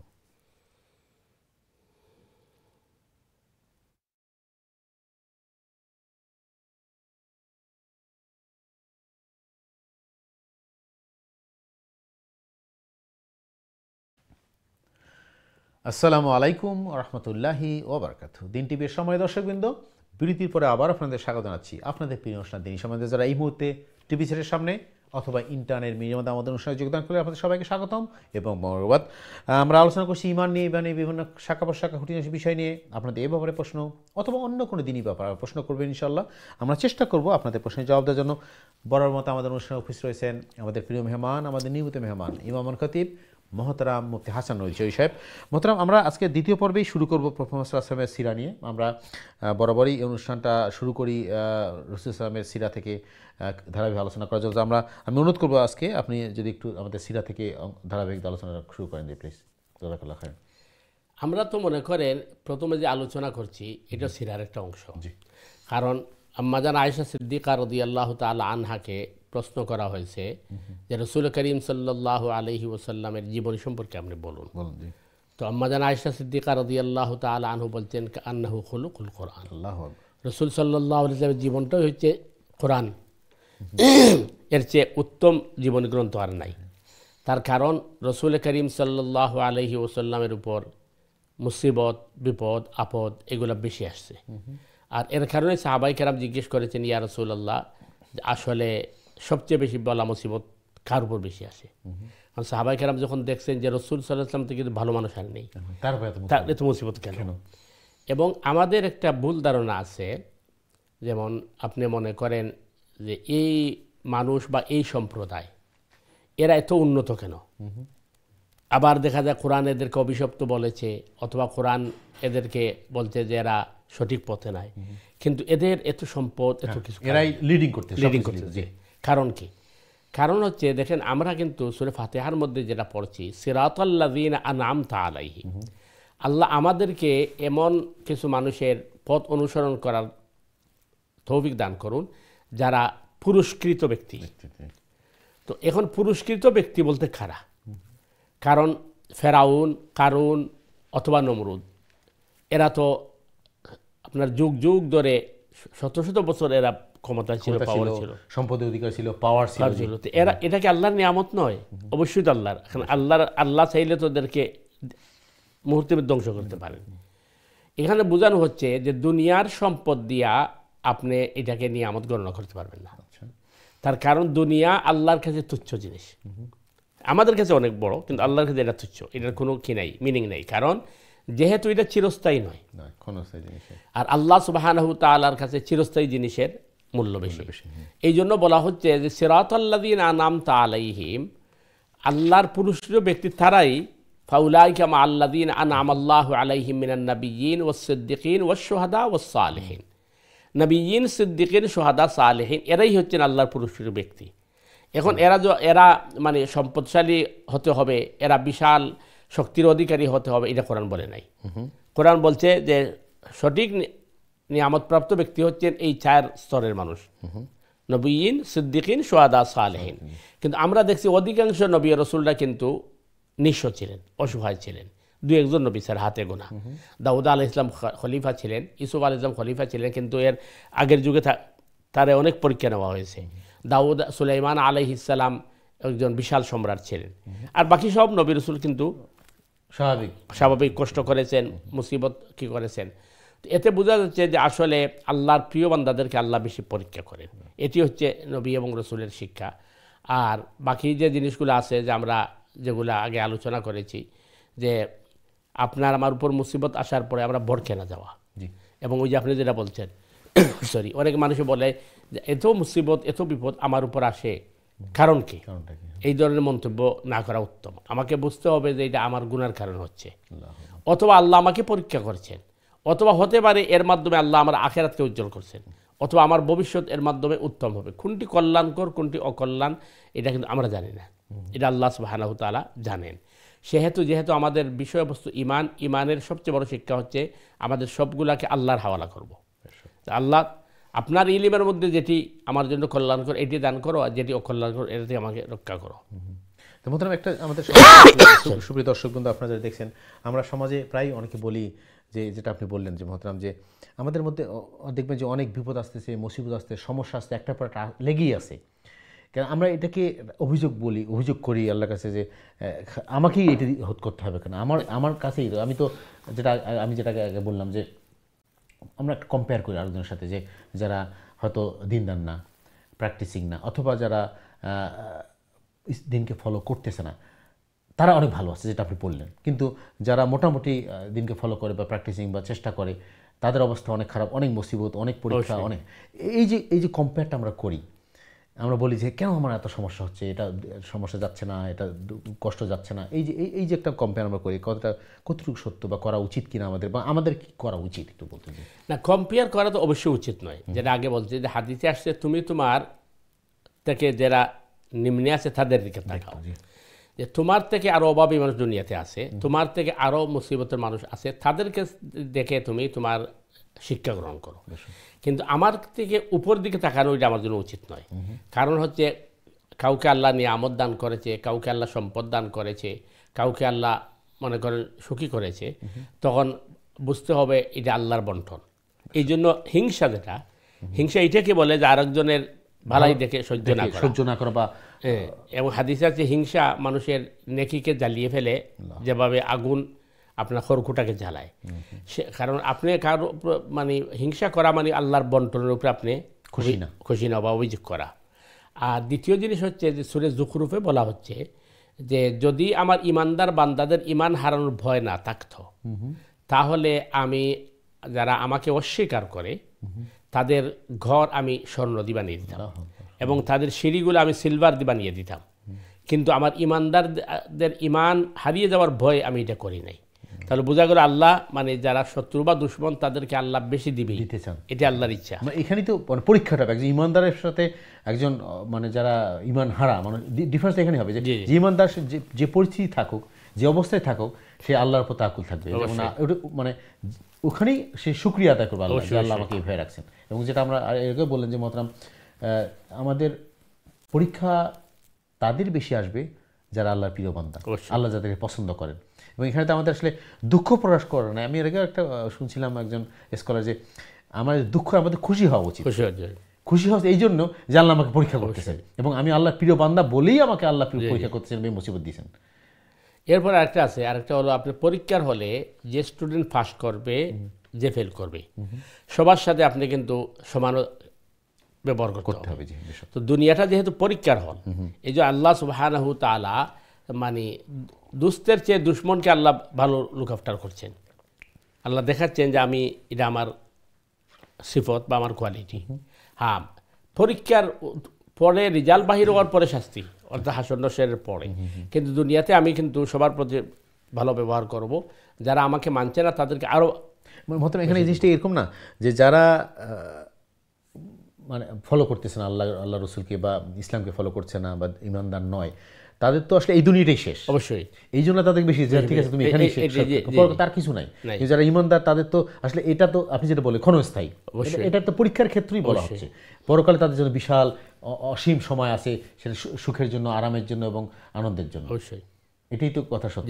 তা আমি আরেকটু জিনিস মোহতারাম জানতে চাবো, প্রিয় দর্শক কিন্তু আপনারা যারা অনুষ্ঠান দেখছেন, আপনার খুবই গুরুত্বপূর্ণ জিনিস আমাদের আজকে আমার উপস্থান করলে আসলে আমাদের দৈনন্দিন জীবনে আমরা অনেক সমস্যার মধ্যে পড়ি, আমাদের অনেক বিপদের মধ্যে আসি, আমরা কষ্টের মধ্যে আসি, এবং আল্লাহ যে আমাদের পরীক্ষা করছেন এই কনসেপশনটা আমাদের হওয়া দরকার যে আসলে আমি একটা পরীক্ষা আছি। এবং আরেকটা জিনিস আপনি বললেন মতরাম যে আমরা আমাদের ভুলের জন্য, পাপের জন্য, আমরা যে অন্যায়গুলো করছি হয়তো এই জন্যই আল্লাহ আমাদেরকে অবশ্যই দিচ্ছেন এই কষ্ট করে, হয়তো এটা দিয়ে কাভার হয়ে যাবে। এটা তার পজিটিভ জিনিস। আমরা মানুষের তো ভুল করবি, আমরা ভুল করতেছি এবং আল্লাহর কাছে তওবা করতে হবে, মাপ চেতে হবে। পাশাপাশি আল্লাহ যেহেতু আমাকে পছন্দ করেন, so he is covering with this. ওই আমাদের কষ্ট দিয়ে, দুঃখ দিয়ে, পরীক্ষা করে আমাদের ওই যে অন্যায়গুলো করতেছি বা ভুল করতেছি আমরা এটা কাভার করে ফেলতেছি। এই জন্য পরকালে তো আমাদের মানে ভালো সময় আছে। যে জিনিসটা আমরা একটু জানতে চাবো যে এই যে আল্লাহ পছন্দ করেন কাউকে, কাউকে করেন না, এর মানে মাপকাঠিটা কেন? কাউকে আল্লাহ দিনের পরে রাখলেন, দেখে আমাদের আপনি অবশ্যই দেখবেন, দর্শকরা আপনারা আশেপাশে দেখেন যে আল্লাহ কাউকে দিনের পথে রাখতেছেন, তাকে 5 ওয়াক্ত নামাজ পড়তে দিচ্ছেন, রোজা রাখতে দিচ্ছেন, ভালোভাবে চলতে দিচ্ছেন, পরেজগার থাকতে দিচ্ছেন, কিন্তু পাশাপাশি দেখবেন আরও দেখবেন সে নামাজই পড়তেছে না বা ইসলাম থেকে দূরে চলে যাচ্ছে, অন্যায় কাজ করতেছেন। এই যে আমাদের পাশাপাশি আমরা দেখতেছি যে জীবনের পথে একজনের এক অবস্থা, একজনের অবস্থা, কেন এর দুইজন দুই রকম কেন? আমরা একটু বিস্তারিত আলোচনার চেষ্টা করব। দর্শক, আমাদের জানা দরকার যে আল্লাহ কেন আমাকে পছন্দ করলেন, আমি আল্লাহর পথে আছি, আমি একজন ইমানদার মানুষ, আমি নিজে মনে করতেছি এবং চেষ্টা করতেছি ইসলামের পথে থাকার জন্য, পাশে আরেকজন আমার আরেক ভাই বা আমার আরেক বোন সেটা পারতেছে না বা করতেছে না, এই কারণটা কি এবং আমাদের এখান থেকে কী শিক্ষা নেওয়া দরকার। তার আগে আমার একটু দর্শকদের প্রশ্ন নিয়ে আসি ইনশাল্লাহ। সময় দর্শক, আসসালামু আলাইকুম, আপনাকে স্বাগত আমাদের অনুষ্ঠানে। আপনার প্রশ্ন করুন প্লিজ। আসসালামু আলাইকুম। ওয়ালাইকুম আসসালাম ওয়া রাহমাতুল্লাহ। জি, কেমন আছেন? জি আলহামদুলিল্লাহ ভালো আছি, আপনারা ভালো আছেন? জি আলহামদুলিল্লাহ। জি, কি প্রশ্ন বলেন? আচ্ছা, আমার প্রশ্নটা হচ্ছে যে কিছুদিন ধরে শুনছি, আর গত বছর আমি 2024-এ হজ করে আসছি, তো ওইখানেও আমি শুনলাম যে উটের মাংসের কথা। উটের মাংস খেলে নাকি পরে অজু করতে হয়। এই কয়েকজন হাজির মুখে এটা শুনেছিলাম, তারপরে এই লন্ডন আসার পরেও আমি এই ধরনের কথা শুনছি, তো এটা তো আমার কাছে বিশ্বাসযোগ্য মনে হয় না। তারপরে কয়েকজন বলছে যে এটার ব্যাপারে আসলে আপনাদের কাছ থেকে একটু শুনলেই ভালো হয়। বিভিন্ন বইয়ে মানে এক এক জায়গায় এক এক রকম করে লেখা। আচ্ছা, একটু আপনি একটু লাইনে থাকেন। আপনার কথা, আপনি বলছেন উটের মাংস যে কোনো সময় যে কোনো দেশে যেভাবে খেলেই আপনাকে উজু করতে হবে, খাওয়ার পরে নাকি অজু করতে হবে, অজু করেই তারপরে নামাজ পড়তে হবে। মানে আমি যাই করি, কোরআন তেলাওয়াত করি, নামাজ পড়ি, এর আগে অজু করতেই হবে। আচ্ছা, যদি অজু করা থাকিও তারপর অজু করতে হবে। আচ্ছা, তারপরেও নাকি অজু করতে হবে। আচ্ছা, ঠিক আছে, আমি ইন্টারেস্টিং জিনিস জানলাম আজকে, প্রথম আমি শুনি নিয়ে দেখে। আর জিনিসটা কি আপনি প্রশ্ন করছেন, এই জন্য খুবই ধন্যবাদ আপনাকে। নতুন জিনিস আমরা জানলাম এবং আমরা চেষ্টা করবো জিনিসটা ক্লিয়ার হওয়ার জন্য ইনশাল্লাহ। আপনি দয়া করে অনুষ্ঠান দেখতে থাকুন। জি মহতরাম, খুবই একটা ইন্টারেস্টিং জিনিস আমি শুনলাম প্রথম। আপনি কি শুনছেন আগে যে উটের গোস্ত যে খায়, খাওয়ার পরে তাকে উজু করে নামাজ, কোরআন এগুলো পড়তে হবে। উজু থাকলেও আবার নতুন করে উজু করে তাকে ইবাদত করতে হবে। যে আসল বিষয় যে হাদিসের মধ্যে আসছে যে উটের গোস্ত খাইলে অজু করতে হয়। এই জন্য আমাদের মধ্যে মাযহাবি বিতর্ক আসছে। হানাফি মাযহাব উটের গোস্ত খেলে অজু করতে হবে, এটার পক্ষে নয়। হানাফি মাযহাবের বক্তব্য হচ্ছে উটের গোস্ত খাওয়ার পরে যদি দেখা যায় আপনার দাঁতের চিপায় বা দাঁতের ভিতরে উটের গোস্ত লেগে গেছে, আর আপনি খিলাল করেন আর ওই সময় রক্ত বের হয়ে যায়, তখন আপনাকে অজু করতে হবে। যেহেতু হানাফি মাযহাবে রক্ত বের হলে অজু চলে যায়। আর উটের গোস্ত স্বভাবত মানে গরুর গোস্তের চেয়ে আরও বেশি এই তার যে কিগুলা বড় বড় শক্ত আঁশ ওইগুলা দাঁতের ভিতরে ঢুকে। উটের গোস্ত খাইলে স্বভাবত খিলাল করতে হয়, অথবা মানে যাতে ফাঁকে দিয়ে ঢুকে যায়। আর খিলাল করলে রক্ত বের হবে, যদি রক্ত বের হয় তাহলে হানাফি মাযহাব বলতে অবশ্যই অজু করতে হবে। আর এমনি উটের গোস্ত খেলে আপনাকে অজু লাগবে না। কিন্তু হাম্বালি মাযহাব যেহেতু ওরা হাদিসের উপর আমল করে, হাম্বালি মাযহাব বলছে না, উটের গোস্ত খেলেই আপনাকে কি করতে হবে, অজু করতে হবে। এটা হাম্বালি মাযহাবের বক্তব্য। এখন প্রশ্ন হচ্ছে তাহলে মানে আমরা করবো কি? আপনি যেটা বলছেন বিষয়টা হচ্ছে এখানে বোঝা দরকার যে অজু বলতে আমরা যেটা বুঝি, অর্থাৎ নামাজের জন্য রেডি হওয়ার পর আমরা চেহারা দৌত করি, 2 হাত কইন পর্যন্ত দৌত করি, মাথা মাসা করি এবং পাও দৌত করি, এটাকে তো অজু বলা হয়। আরবিতে বা রাসূল সাল্লাল্লাহু আলাইহি হাদিসের পরিভাষায় অনেক সময় কুলিকে অজু বলা হয়েছে, যার কারণে রাসূল করিম সাল্লাল্লাহু আলাইহি ওয়াসাল্লাম বুঝাচ্ছেন যে উটের গোশত খাওয়ার পরে স্বভাবত ওই গুচ্ছটা দাঁতের ভিতরে ঢুকে অথবা মুখের মধ্যে কি থাকে, ওই সময় নামাজে দাঁড়াইলে সূরা কেরাত পড়তে অসুবিধা হবে, তোমাকে মাস্ট কি করতে হবে, কুলি করতে হবে। কুলিটাকে উযু হিসেবে অজু হিসেবে ব্যবহার করা হয়েছে। একই ঘটনা পাওয়া যায় যে আপনি দুধ পান করার পরে, দুধ পান করার পরে আল্লাহ রসুল সাল্লাল্লাহু আলাইহি ওয়াসাল্লাম কুলি করতেন। তাইলে দুধ পান করার পরে কুলি করা সুন্নত কিনা? না, সুন্নত নয়। তাইলে রসুল করতেন কেন? রসুল সাল্লাল্লাহু আলাইহি ওয়াসাল্লাম বলেছেন যে দুধের মধ্যে যে তৈলাক্ত আছে ওইটা মুখের মধ্যে লেগে থাকে, তো ওইটা কুলি না করলে নামাজে দাঁড়াইলে ওইটাই সমস্যা হয়ে যাবে। তো ঠিক একইভাবে যেহেতু মাজমাজাতুন বলা হয়েছে, অর্থাৎ মাজমাজ অনেক সময় অজুর ক্ষেত্রে কুলির ক্ষেত্রে বলা হয়েছে। তো এই জন্য মানে হানাফি মাযহাব বা শাফি মাযহাব ওরা উটের গোশত খাওয়ার পরে অজু করাকে ফরজ মনে করে না, কিন্তু হাম্বলি মাযহাব মনে করে। আশা করি ক্লিয়ার ছিল। খুব ইন্টারেস্টিং জিনিস শিখলাম আজকে, আমরা জানলাম। আমাকে ধন্যবাদ দর্শক, আপনার সুন্দর একটা প্রশ্ন আমাদের সামনে উপস্থাপন করার জন্য। জাযাকাল্লাহ খায়রান। চলে আসছে আমাদের পরবর্তী দর্শক আছে ইনশাআল্লাহ, দেখি কি আছে আমাদের লাইনে। সময় দর্শক, আসসালামু আলাইকুম, আপনার প্রশ্ন করুন প্লিজ। আসসালামু আলাইকুম হুজুর, ভালো আছেন? জি আলহামদুলিল্লাহ, আপনি কেমন আছেন ভাই? আলহামদুলিল্লাহ হুজুর, আমার একটা ছোট্ট একটা প্রশ্ন। প্লিজ বলেন। হুজুর, ওই যে মোবাইল দেখিয়া ওযু ছাড়া মোবাইল তো কোরআন শরীফ তেলাওয়াত করা যাইব না, যেমন ধরেন সূরা কাফ, সূরা মূল, ওযু না থাকলে পড়া যাইব না। ওকে, যে আর কোনো প্রশ্ন আছে আপনার? না ভাই, জাযাকাল্লাহ। খুব জি ইন্টারেস্টিং প্রশ্ন এবং গুরুত্বপূর্ণ প্রশ্ন। আমরা এর আগে বহুবার এই প্রশ্নের জবাব দিয়েছি সময় দর্শক, তবু আমরা চেষ্টা করবো মহতারাম। জি জি ভাই, দুইটা জিনিস। একটা জিনিস হইল যে আপনি মোবাইল আতো লইয়া আপনি দেখি পড়া, তাইলে তো অজু ছাড়া পড়তে পারবা। আর অজু ছাড়া মুখস্থ কোরআন পড়ে যাই গেছে, আপনি তো টাচ করা না, দেখি পড়া, সুতরাং আপনার যাই যাব। আর স্বভাবত মোবাইলও পড়তে হইলে কইলে আঙ্গুল দিয়ে পড়ে না, কারণ মোবাইলের লেটারগুলো ছোটো থাকে, ওকে দূরে রেখে পড়ে। তো আপনি অজু ছাড়া দেখি যদি পড়েন তাইলে তো অবশ্যই যাই গেছে।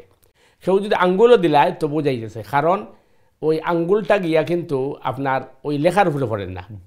আমরা সাধারণত মানে এই যে হার্ড কোরআন অথবা প্রিন্টেড কোরআনে যখন হাত দিই তখন কাগজের মাঝে লেখার উপরে হাত দেয়, কিন্তু মোবাইলও আপনি গ্লাস এবং স্ক্রিনের উপরে হাত দেয়, সুতরাং কেন অজু লাগতো না। তবে একটা মাসলা জানা দরকার যে সব সময় অজু করিয়া তেলাওয়াত করা, জিকির আজকার করার সওয়াব আলাদা, কিন্তু অজু ছাড়া তেলাওয়াত মুখস্থ করা যাই আছে। সেহেতু মোবাইলও দেখি আপনি কোরআন তেলাওয়াত করতে পারবা, অজু ছাড়া যাই আছে। সময় দর্শক, আশা করি আপনার প্রশ্নের জবাব পেয়েছেন। খুবই গুরুত্বপূর্ণ প্রশ্ন, যে আসলে আমাদের অনেক মধ্যে কনফিউশন থাকে। অনেকে বলে যে আমার উজু নাই অথবা আমি পাক পবিত্র না, আমি কি মুখস্থ কোরআন পড়তে পারবো কিনা, দোয়া দরুদ পড়তে পারবো কিনা, তাসবিহ তাহলিল করতে পারবো কিনা, উজু কি কম্পালসারি কিনা এই কাজগুলো করার জন্য আজকে আমরা ক্লিয়ার হলো। এবং স্পেশালি আজকের দিনে আমাদের যেখানে স্মার্টফোন সবার হাতে আছে এবং আমরা অনেক সময় বসে গল্প গুজব করছি বা গাড়িতে আসি বা বসে বাসে আসি, ট্রেনে আসি, আমরা ইজিলি কোরআন পড়তে পারি মোবাইল থেকে, যেখানে উজুর দরকার আছে কিনা আমরা জানতে পারলাম। প্রিয় দর্শক, আপনার ধন্যবাদ সুন্দর প্রশ্ন করার জন্য। যে আমরা যে কোনো সময় যে পরিস্থিতি থাকি যদি কোরআন তেলাওয়াত করতে পারি, যদি উজু না থাকে, এবং এখানে তো আমাদের সব অবশ্যই হবে এবং আমাদের করা উচিত। একজন সত্যি কি আমাদের হাসে যেখানে আমরা বসে থাকি, কোনো কাজ নাই, বসে আছি, আমরা দোয়া দরুদ পড়বো অথবা তাসবিহ তাহলিল করবো, কোরআন তেলাওয়াত করবো, ইনশাআল্লাহ আল্লাহ আমাদের সবাই তৌফিক দান করুক। আমরা একটু আলোচনা দিয়ে যেটা আলোচনা শুরু করছিলাম মহতারাম, আপনি বলছেন যে আসলে এই জীবনটাই আমাদের ক্ষণস্থায়ী, খুবই স্বল্প সময়ের জন্য আল্লাহ আমাদেরকে পাঠিয়েছেন এবং এটা একটা পরীক্ষার জন্য আল্লাহ আমাদের পাঠিয়েছে। এবং যে জিনিসটা আমরা একটু আলোচনা করছিলাম যে কেন আল্লাহ কাউকে এই সুযোগটা দিলেন একজন ইমানদার হওয়ার জন্য, তাকে সুযোগ দিচ্ছেন, সে নামাজ পড়তেছে, ভালোভাবে চলতেছে, কারো ক্ষতি করতেছে না, এবং আরেকজনকে পাশাপাশি আমরা দেখছি আমাদের সমাজেই আমাদের নিজের আত্মীয় স্বজনের মধ্যে আছে কি নামাজই পড়ে না অথবা ইসলাম থেকে দূরে চলে যাচ্ছে। এই যে পার্থক্যটা, আল্লাহ কেন কাউকে পছন্দ করলেন, কাউকে করলেন না, একটু যে আমার জানাতে। আসলে বিষয়টা যে আল্লাহ কাউকে পছন্দ করেছেন, কাউকে পছন্দ করেন নাই, কথাটা এইভাবে নাই। আচ্ছা, আমাদের আমলের ক্ষেত্রে আমরা আল্লাহর পছন্দকে গ্রহণ করতে পারি। আচ্ছা, একজন ইমানদার, একজন মুমিন ব্যক্তি তার ইমান, আকীদা এবং খের কারণে সে আল্লাহর পছন্দনীয় ব্যক্তি হয়ে দাঁড়ায়। আচ্ছা, আর কেউ আল্লাহর হুকুম আকাম না মানার কারণে আল্লাহর অপছন্দনীয় ব্যক্তি হয়ে দাঁড়ায়। আর আল্লাহ সুবহানাহু তাআলা, হ্যাঁ, আপনার ধারণা থাকতে হবে যে আল্লাহ সুবহানাহু তাআলা আমাকে পছন্দ করেছেন বলে আল্লাহ আমাকে ঈমান দিয়েছেন, এই জন্য আমি আল্লাহর শুকরিয়া আদায় করছি। কিন্তু আপনি যদি বলেন না আল্লাহই করেছেন, তাহলে তো আল্লাহ দায়ী হয়ে যান, মাআযাল্লাহ।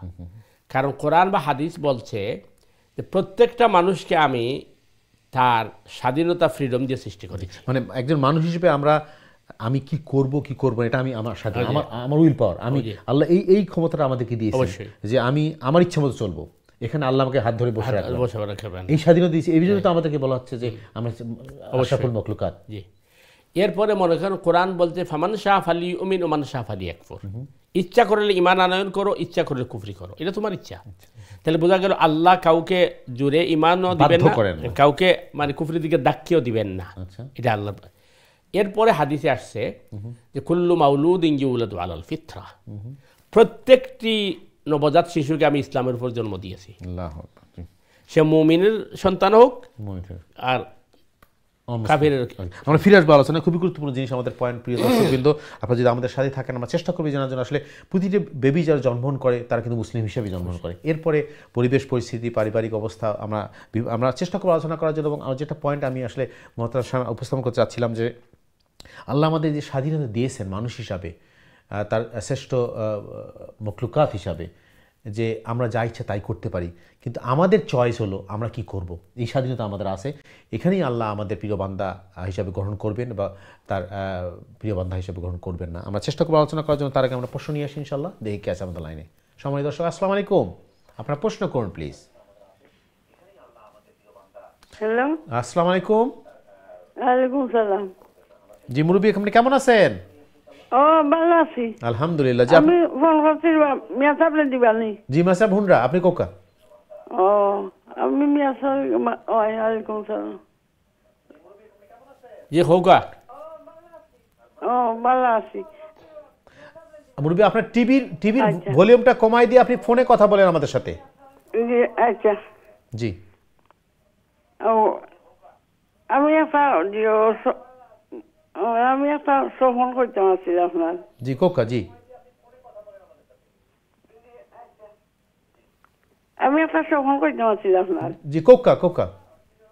ও আমার হাজবেন্ড মারা গেছেন 3 মাস হয়েছে, দুধা লাগে। আমি পয়লা শহরটা দেখলাম, আমার কইলা আমি পানি খাই দিচ্ছি গো তোমার সকল। আমি বললাম বালা করছো, পানি খাইছো বালা করছো, ও সে শিক্ষা। আর পড়াটা দেখলাম বালা বইয়া গো ফল্লা দৌড় তুলিয়ে এমন গরু হামাই গেলা, হামাই আমলে দিকে তোমার সাফি কই। আমি কই তুমি গরু হামাইলা তোমার সাফি কই, আর মাটি থই না। আর এর বাদরটা দেখলাম অন্য আমার দুয়ারের মধ্যে মাটি ছুটি রাখছো। আমি আর দিতাম চাইছিলাম, আর দিছি না, হই না তাই না আরামে ঘুমাইছো, ঘুমাইতা হোকা সেও মাতিও না হয়েছি। ওখান তার উত্তর কইলে দেবো, আমি শান্তি হইলাম মনে শুনি। ওকে মুরব্বী, ধন্যবাদ। আপনি মুরব্বী মানুষ, অনেক কষ্ট করে ফোন করছেন, ধন্যবাদ। আপনি টিভিতে অনুষ্ঠান দেখতে থাকুন ইনশাল্লাহ। আমরা চেষ্টা করবো আপনার এই স্বপ্নের জবাব যেটা আমি দিতে পারি। মহতামজি জি, আপনার 3টা স্বপ্নই আশা করা যায় বালা আলহামদুলিল্লাহ। প্রথম নম্বরটা আপনি যেটা দেখছেন তাই কইছেন যে আমি তোমার পানি খাই দিয়েছি তোমারে নাজিকাইয়া। সুতরাং এটার মিনিং এটা হইতে পারে যে অনেক সময় কিন্তু আমরা দুনিয়াত চলাফেরার কারণে হাজব্যান্ড ওয়াইফ যেহেতু সবচেয়ে ঘনিষ্ঠ সম্পর্ক, একজনে আরেকজনের হক অবশ্যই নষ্ট করছি। এই হিসাবে তাই যদি আপনার কোনো হক নষ্ট করিয়া থাকেন বা আপনার যদি কোনো প্রাপ্য টান গেছে থাকে, তাইলে এটা আপনি মাফ করে দিলে এটা হলো এটার ইঙ্গিত যে আপনি বালা জানো ওই তোমার আপনার কোনো হক বাকি রয়ে গেছে বা চলাফেরার সময় কোনো কষ্ট দিচ্ছেন ইত্যাদি থাকতে পারে। এটা যদি ওইয়া থাকে তাইলে আপনি মাফ করে দিলে এটা। 2 নম্বর যেটা আপনি দেখছেন যে তাই গড় আইসন, এরপর আপনার দিকে আপনি দিকে তুমি চাবি ফাইলা কয়, আপনি হইজন আপনি চাবি ফাইলা কয়, এটা আপনার আর হয়তো বালা সম্পর্ক ভালোবাসার একটা মানে প্রতীক বোঝা যায় আর কি। 3য়টা যেটা আপনি দেখছেন যে গড়াইয়ে ঘুমাই দিচ্ছেন মাটিত, এরপরে আপনি চিন্তা করছেন যে যেহেতু মাটিত ঘুমাই দিচ্ছেন উপরে ঘুমাইলে ভালো হইলে ঘুমাই দিচ্ছেন যখন তার ঘুম গিয়ার খাম নাই, এটাও কিন্তু আপনার বালা লক্ষণ। তো এর লাগি আপনি বেশি বেশি করে আপনার হাজব্যান্ডের লাগি দোয়া করুকা, মাগফিরাতের দোয়া করুকা। আপনার 3টা স্বপ্ন বালা দেখছেন, আপনার বয়ের কোনো কারণ নাই। আর পারলে আপনি কিছু সাদাকা করে লিলা তার লাগি, আর তার লাগি দোয়া করুকা বেশি করে আল্লাহ সুবহানাহু তাআলার কাছে। এটা আপনারও লাভ হইব এবং তারও লাভ হইব। তো আল্লাহ সুবহানাহু তাআলা আপনার হাজব্যান্ডে জান্নাতুল ফিরদাউস দান করুকা এবং আমরা যত মৃত ব্যক্তি আছেন আল্লাহ মাগফিরাত করুকা, আপনারও আল্লাহ হায়াতান তাইয়্যিবা দান করুকা। জাযাকাল্লাহু মাহতারাম। আসলে মাহতারাম, এই যে আমাদের সম্মানিত মুরব্বী, অনেক মুরব্বী মানুষ অনেক কষ্ট করে ফোন করছেন, আমরা একটু যদি জানতে চাই আসলে আমাদের কেউ মারা যাওয়ার পরে, স্পেশালি আমাদের যদি ঘনিষ্ঠজন হয়, আপনজন হয়, আমরা তাদের সাথে স্বপ্নটা হয় যখন তাদের সম্পর্কটা ঘনিষ্ঠ হয়। যদি ঘনিষ্ঠ না থাকলে সম্পর্ক কিন্তু হওয়ার কথা না, মানে স্বপ্ন কম হওয়ার কথা। এই যে স্বপ্নটা আমরা দেখি, এই স্বপ্নটা কিভাবে আসে একটু যদি বলতেন। আমাদের সময় একটু কম, আমরা একটু বিরতি যাবো 1 মিনিটে। স্বপ্নটা তো দুটি কারণে দেখা হয়।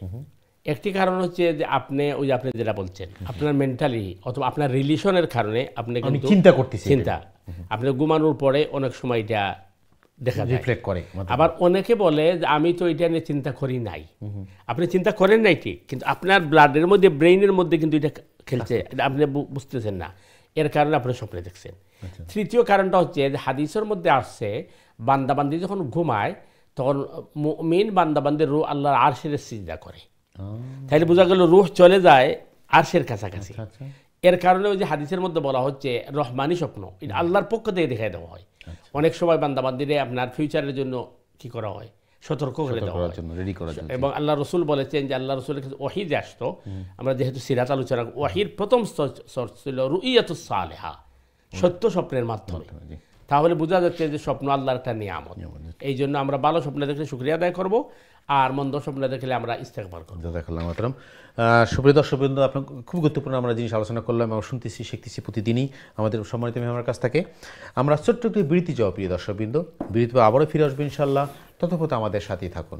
আসসালামু আলাইকুম রাহমাতুল্লাহি ওয়া বারাকাতুহু।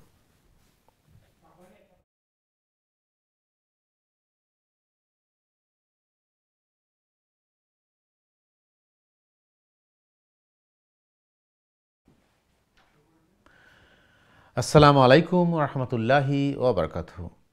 সম্মানিত দর্শকবৃন্দ, বিরতির পরে আবারও আপনাদের স্বাগত জানাচ্ছি আপনাদের প্রিয় অনুষ্ঠান দিনী সমাধানে। যারা এই মুহূর্তে টিভি সেটের সামনে অথবা ইন্টারনেট মিডিয়াতে আমাদের অনুষ্ঠানে যোগদান করলে আপনাদের সবাইকে স্বাগতম, মুবারকবাদ। প্রিয় দর্শকবৃন্দ, আজকে আমাদের অনুষ্ঠানে রয়েছেন আমাদের প্রিয় মেহমান, আমাদের নিয়মিত মেহমান ইমাম খতিব মহতারাম হাসান চৌধুরী সাহেব। আজকের গুরুত্বপূর্ণ আলোচনা এবং আপনাদের প্রশ্নের জবাব দেওয়ার জন্য আমরা আলোচনা করছি প্রিয় দর্শকবৃন্দ ইমান নিয়ে, ইমানের বিভিন্ন খুঁটিনাটি বিষয় নিয়ে, শাখা প্রশাখা নিয়ে, পাশাপাশি রাসূল সাল্লাল্লাহু আলাইহি ওয়াসাল্লামের জীবন আদর্শ থেকে তার সিরাতে আলোচনা করছি আমরা। আপনাদের এ ব্যাপারে প্রশ্ন অথবা দিনই যে কোনো বিষয়ে আপনার প্রশ্ন করবেন, ইনশাআল্লাহ আমরা চেষ্টা করবো আপনাদের প্রশ্নের জবাব দেওয়ার জন্য। আপনার প্রশ্ন করবেন সরাসরি লাইনে 0235150783 দিয়ে সিধা নাম্বার, অথবা যারা ইমেল করতে চান ইমেল করবেন সংক্ষিপ্ত আকারে দিনী সমাধান@gmail.com এসে। মতন আমরা দর্শকদের প্রশ্নে যাওয়ার আগে যে জিনিসটা আমরা বিরতির আগে আলোচনা শুরু করছিলাম, যে আসলে আমাদের আল্লাহ সৃষ্টি করছেন আশরাফুল মখলুকাত হিসাবে, এবং আমাদের এই স্বাধীনতা দিয়ে দিয়েছেন যে আমরা কি করব কি করব না, আমরা কি করতে চাই আমরা করতে পারবো, এবং আল্লাহ আমাদের গাইড দিয়ে দিয়েছেন যে এটা করলে তুমি এটা রেজাল্ট পাবা, এটা যদি এদিকে যাও তাহলে এই রেজাল্ট তোমার, এটাই তোমার শাস্তি, এদিকে তাহলে তোমার পুরস্কার। এবং রাসূল সাল্লাল্লাহু আলাইহি ওয়াসাল্লাম এই শিক্ষাগুলো আমাদের শিখিয়ে দিয়েছেন প্র্যাকটিক্যালি, এবং তার বর্ণনা আমাদের হাতের কাছে আছে। এখন কথা হলো, আমরা একজন মানুষ হিসাবে আমরা কি করব কি করব না, এই ডিসিশনটা আমরা কিভাবে নিতে পারবো। আমরা শয়তান তো আমাদের পাশেই আছে বসে, যে আমাদেরকে মিসগাইড করার জন্য, মানে ভাবে আমাদের অন্য পথে, অসৎ পথে নিয়ে যাওয়ার জন্য, ভুল পথে নেওয়ার জন্য। আমাদের একজন মুসলিম হিসাবে আমরা যদি নিজেকে মুসলিম মনে করি, ইমানদার মনে করি, আমাদের কর্তব্যটা কি এবং আমাদের কি করা উচিত, কিভাবে তাদের জীবনকে পরিচালনা করা উচিত, আমাদের বলতেন একটু। প্রথম বিষয় হচ্ছে যে আমরা আগের আলোচনায় যাই, আল্লাহ কাউকে বাধ্য করেন নাই আপনার এই ইমান থেকে দূরে সরে যেতে, আবার কাউকে জোর করে আল্লাহ ইমানদার বানান নাই। এটা তো আল্লাহ কোরআনে বলেই দিয়েছেন আল্লাহ জি। কারণ হাদিসে আসছে কুল্লু মাউলুদিন ইউলাদু আলাল ফিতরা ফাআবাওয়াহু ইউহাব্বিদানিহি আও ইউনাসসিরানিহি আও ইউমাজ্জিসানিহি। প্রত্যেকটা নবজাত শিশু জন্মগ্রহণ করে ইসলামের উপর। এরপরে তার মাতা পিতা, তার পরিবেশ, তার আত্মীয় স্বজন, তার আপনার ওই পারিবারিক মুরব্বী থাকে, ইহুদি বানায়, নাসারা বানায়, মজুসি বানায়, বিভিন্ন ধর্মের ধর্ম পালন করে। এই জন্য প্রত্যেক ওলামা বা প্রত্যেক ইসলামিক গবেষক একমত যে কোনো সন্তান যদি অ্যাডাল্ট হওয়ার আগে মারা যায় এবং সে যদি আপনার অমুসলিমের সন্তান হয়, তবে সে জাহান্নামে যাবে না, এভাবে সব একমত। কারণ যেহেতু সে তার উপরে ওই মানে তার কর্মফল পাওয়া যায়নি জি, এটা সব একমত। সব যে কোনো ধর্মের সন্তান যদি মারা যায় অ্যাডাল্ট হওয়ার আগে, তাহলে সে জাহান্নামে যাবে না। এবং এখন প্রশ্ন আসতে পারে যে আল্লাহ সুবহানাহু তাআলা আমাদেরকে স্বাধীনতা দিলেন কেন? যদি আল্লাহ স্বাধীনতা না দিতেন তাহলে আমরা বাধ্য থাকতাম কি করার জন্য? আল্লাহ যেটা বলছে সেটাই করতে। যেমন মনে করেন আমরা যদি গুনাহ করি ওই সময় যে ফেরেশতারা আমাদেরকে থাপ্পড় মেরে দিতেন তাহলে তো আমরা গুনাহ করতাম না। যেভাবে আমাদের দুনিয়ার রাষ্ট্র আছে অপরাধগুলো পুলিশে ধরে ফেলে এইভাবে, আল্লাহ এটা করলেন না কেন? আল্লাহ এটা করছেন না এই কারণে যে আল্লাহ সুবহানাহু তাআলা যদি সবাইকে যদি মানে ইমানের উপরে রাখতেন, তার অনুগত রাখতেন, তখন দুনিয়াতে পরীক্ষার হল হতো না, মানে বাধ্য করতেন, তার পরীক্ষার হল হতো না। এক নাম্বার 2 হচ্ছে যে এটা এমনও হতে পারে যে হাসরের ময়দানে যারা মনে করেন যাদের অন্তরাত্মা ঠিক নয়, অথবা ইবলিস অথবা শয়তান, তারা আল্লাহকে চ্যালেঞ্জ করে বসতো যে আসলে কিন্তু এই বান্দাগুলো আপনার মানে অনুসারী ছিল না, আপনি তাদেরকে বাউন্ড করেছেন, বাধ্য করে নিয়ে আসছেন, আর না আপনি স্বাধীনতা দিলে তারা কিন্তু আমার মতো হয়ে যেত।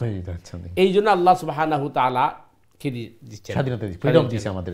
নাম্বার 2 হচ্ছে আল্লাহ যদি বাধ্য করতেন তাহলে মানুষ ইখলাস যেটাকে বলে এটা রাখতো না। কারণ মানুষ যখন লোভের কারণে নামাজ পড়বে তখন ওযু ছাড়াই নামাজ পড়ে ফেলবে, কারণ এটার মধ্যে তার কি থাকবে না, ইখলাস থাকবে না। এরপরে বিষয়টা আছে আল্লাহ বলছেন যে আমি কিছু সৃষ্টিরে বাধ্য করেছি আর মানুষ আর জিনকে বাধ্য করি নাই। তাওয়ান আও কারহান, তাওয়ান মানে হচ্ছে আপনি স্বাধীনতা দেওয়া, কারহান মানে বাধ্য করে নিয়ে আসা। আল্লাহ কিছু মখলুকরে আল্লাহ বাধ্য করেছেন, যেমন চন্দ্র, সূর্য, গ্রহ, নক্ষত্র, মাটি ইত্যাদি, অর্থাৎ যাদের কর্ম মানে জান্নাত জাহান্নাম নাই, দুনিয়াটাই শেষ, তাদেরকে আল্লাহ বাধ্য করেছেন। সূর্য কোনোদিন সে মানে তার কক্ষের বাইরে যেতে পারবে না, তার কাজের বিরুদ্ধে যেতে পারবে না। যেদিন আল্লাহ অর্ডার করবে সেদিন পশ্চিম দিক থেকে উঠবে।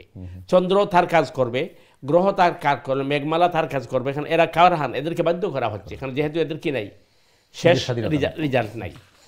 আর মানব এবং দানবকে আল্লাহ স্বাধীনতা দিয়েছেন যেহেতু তাদের কি আছে, শেষ পরিণতি আছে এবং জান্নাত জাহান্নাম আছে। আল্লাহ সুবহানাহু, এখন আপনি যদি বলতেন তাহলে আমরা মানে আল্লাহর পথে চলবো, ইমানের পথে চলবো কিভাবে? এই জন্য আমাদের কি করতে হবে কি, প্রথমত আমাদেরকে আল্লাহর দেওয়া বিধিবিধান মানতে হবে, অর্থাৎ কোরআনকে ফলো করতে হবে। যেটা মানে আপনার বলা হয়, একটাকে বলা হয় রিজালুল্লাহ, আরেকটা বলা হয় কিতাবুল্লাহ। রিজালুল্লাহ হচ্ছে আল্লাহর যে সমস্ত ব্যক্তি তোরা আছেন, নবী রাসূল, তাদেরকে ফলো করতে হবে, আর আল্লাহর দেওয়া কিতাবকে ফলো করতে হবে।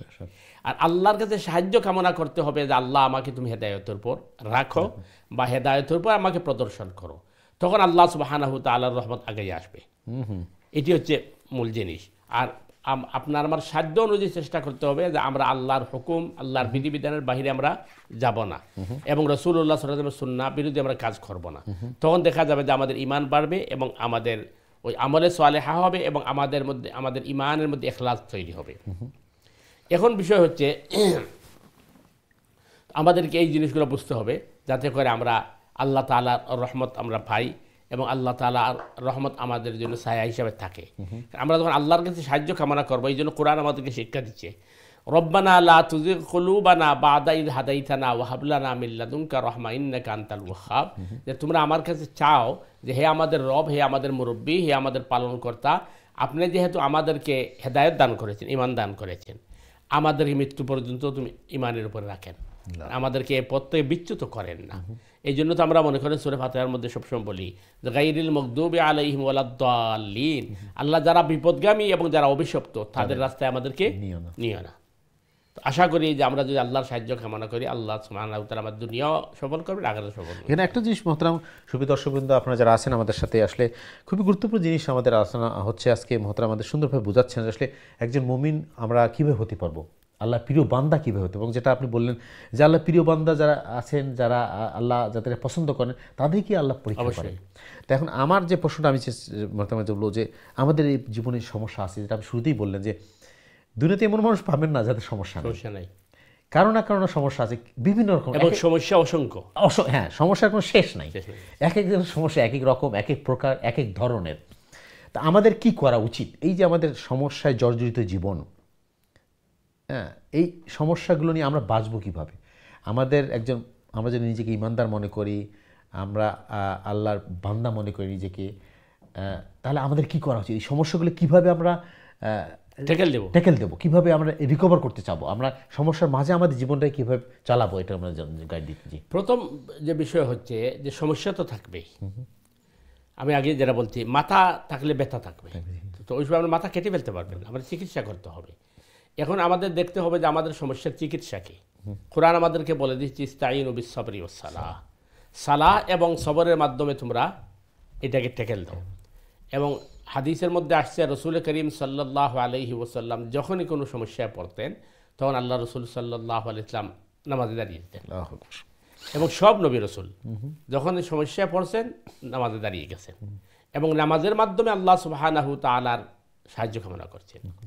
তো এখানে একটা জটিল কোয়েশ্চেন আছে যে অনেকে আমরা ধারণা করি দোয়া করতে করতে করতে করতে আমার সমস্যার সমাধান হচ্ছে না বা আমি সমস্যা থেকে উঠে পারছি না। এখানে বুঝতে হবে যে আমার এই সমস্যা থাকাটাই হয়তো আমার জন্য কল্যাণকর। এই জন্য আল্লাহ এত দোয়ার পরে আমার সমস্যার সমাধান হচ্ছে না। তাহলে প্রশ্ন আসবে তাইলে দোয়ার করে লাভ কি? দোয়া করে লাভ এটাই যে যতক্ষণ পর্যন্ত আমি দোয়া করতে থাকবো, আল্লাহর সাহায্য কামনা করতে থাকবো, যে মুসিবত বিপদ আসছে কিন্তু আমি ওই কী করি নাই, বরকে যাই নাই এবং আমি আল্লাহকে ডাকা ছাড়ি নাই, তখন লাভ হবে কি যে হাদিসে আসছে হাসরের ময়দানে কিছু মানুষকে ফেরেশতারা যখন আমলনামা দিবে তখন সেইটা দেখে বলবে যে আমলনামা আমার নয়, কারণ এত আমল আমি করি নাই। ফেরেশতারা জিজ্ঞেস করবে এটা তোমার কাছে আসছে কীভাবে বলে এখানে বলতে কাজ নাই, বলে আসলো কীভাবে, আমি তো আমল করি নাই। তখন তাকে বলা হবে তুমি দুনিয়াতে অনেক দোয়া করছিলে আর তোমার দোয়া দুনিয়াতে কবুল হয় নাই, অর্থাৎ তুমি যা চাইছিলে তা তুমি পাও নাই, দুনিয়াতে পাও নাই। হ্যাঁ, দুনিয়াতে পাও নাই, কিন্তু তুমি বিরক্ত হইয়া দোয়া ছেড়ে দাও নাই, তুমি আল্লাহর কাছে চাইতেই ছিলে। এই জন্য আল্লাহ সুবহানাহু তাআলা আজকে তোমাকে কি দিয়েছেন, এই পুরস্কৃত করেছেন। তখন এই ব্যক্তি বলবে হায় যদি দুনিয়ার একটা দোয়া কবুল না হতো তার কতই না ভালো ছিল। এই জন্য মানে আমাদেরকে আল্লাহর উপর ভরসা রাখতে হবে এবং দোয়া করতে থাকতে হবে, কারণ দোয়া যারা বাদ দিয়ে দিয়েছে তারা নিমক হারাম এবং তারা হতভাগা। তো এই জন্য দোয়া করতে, আর দোয়া মানে হচ্ছে আল্লাহকে ডাকা, আল্লাহর সাহায্য কামনা করা, আল্লাহকে স্মরণ করা।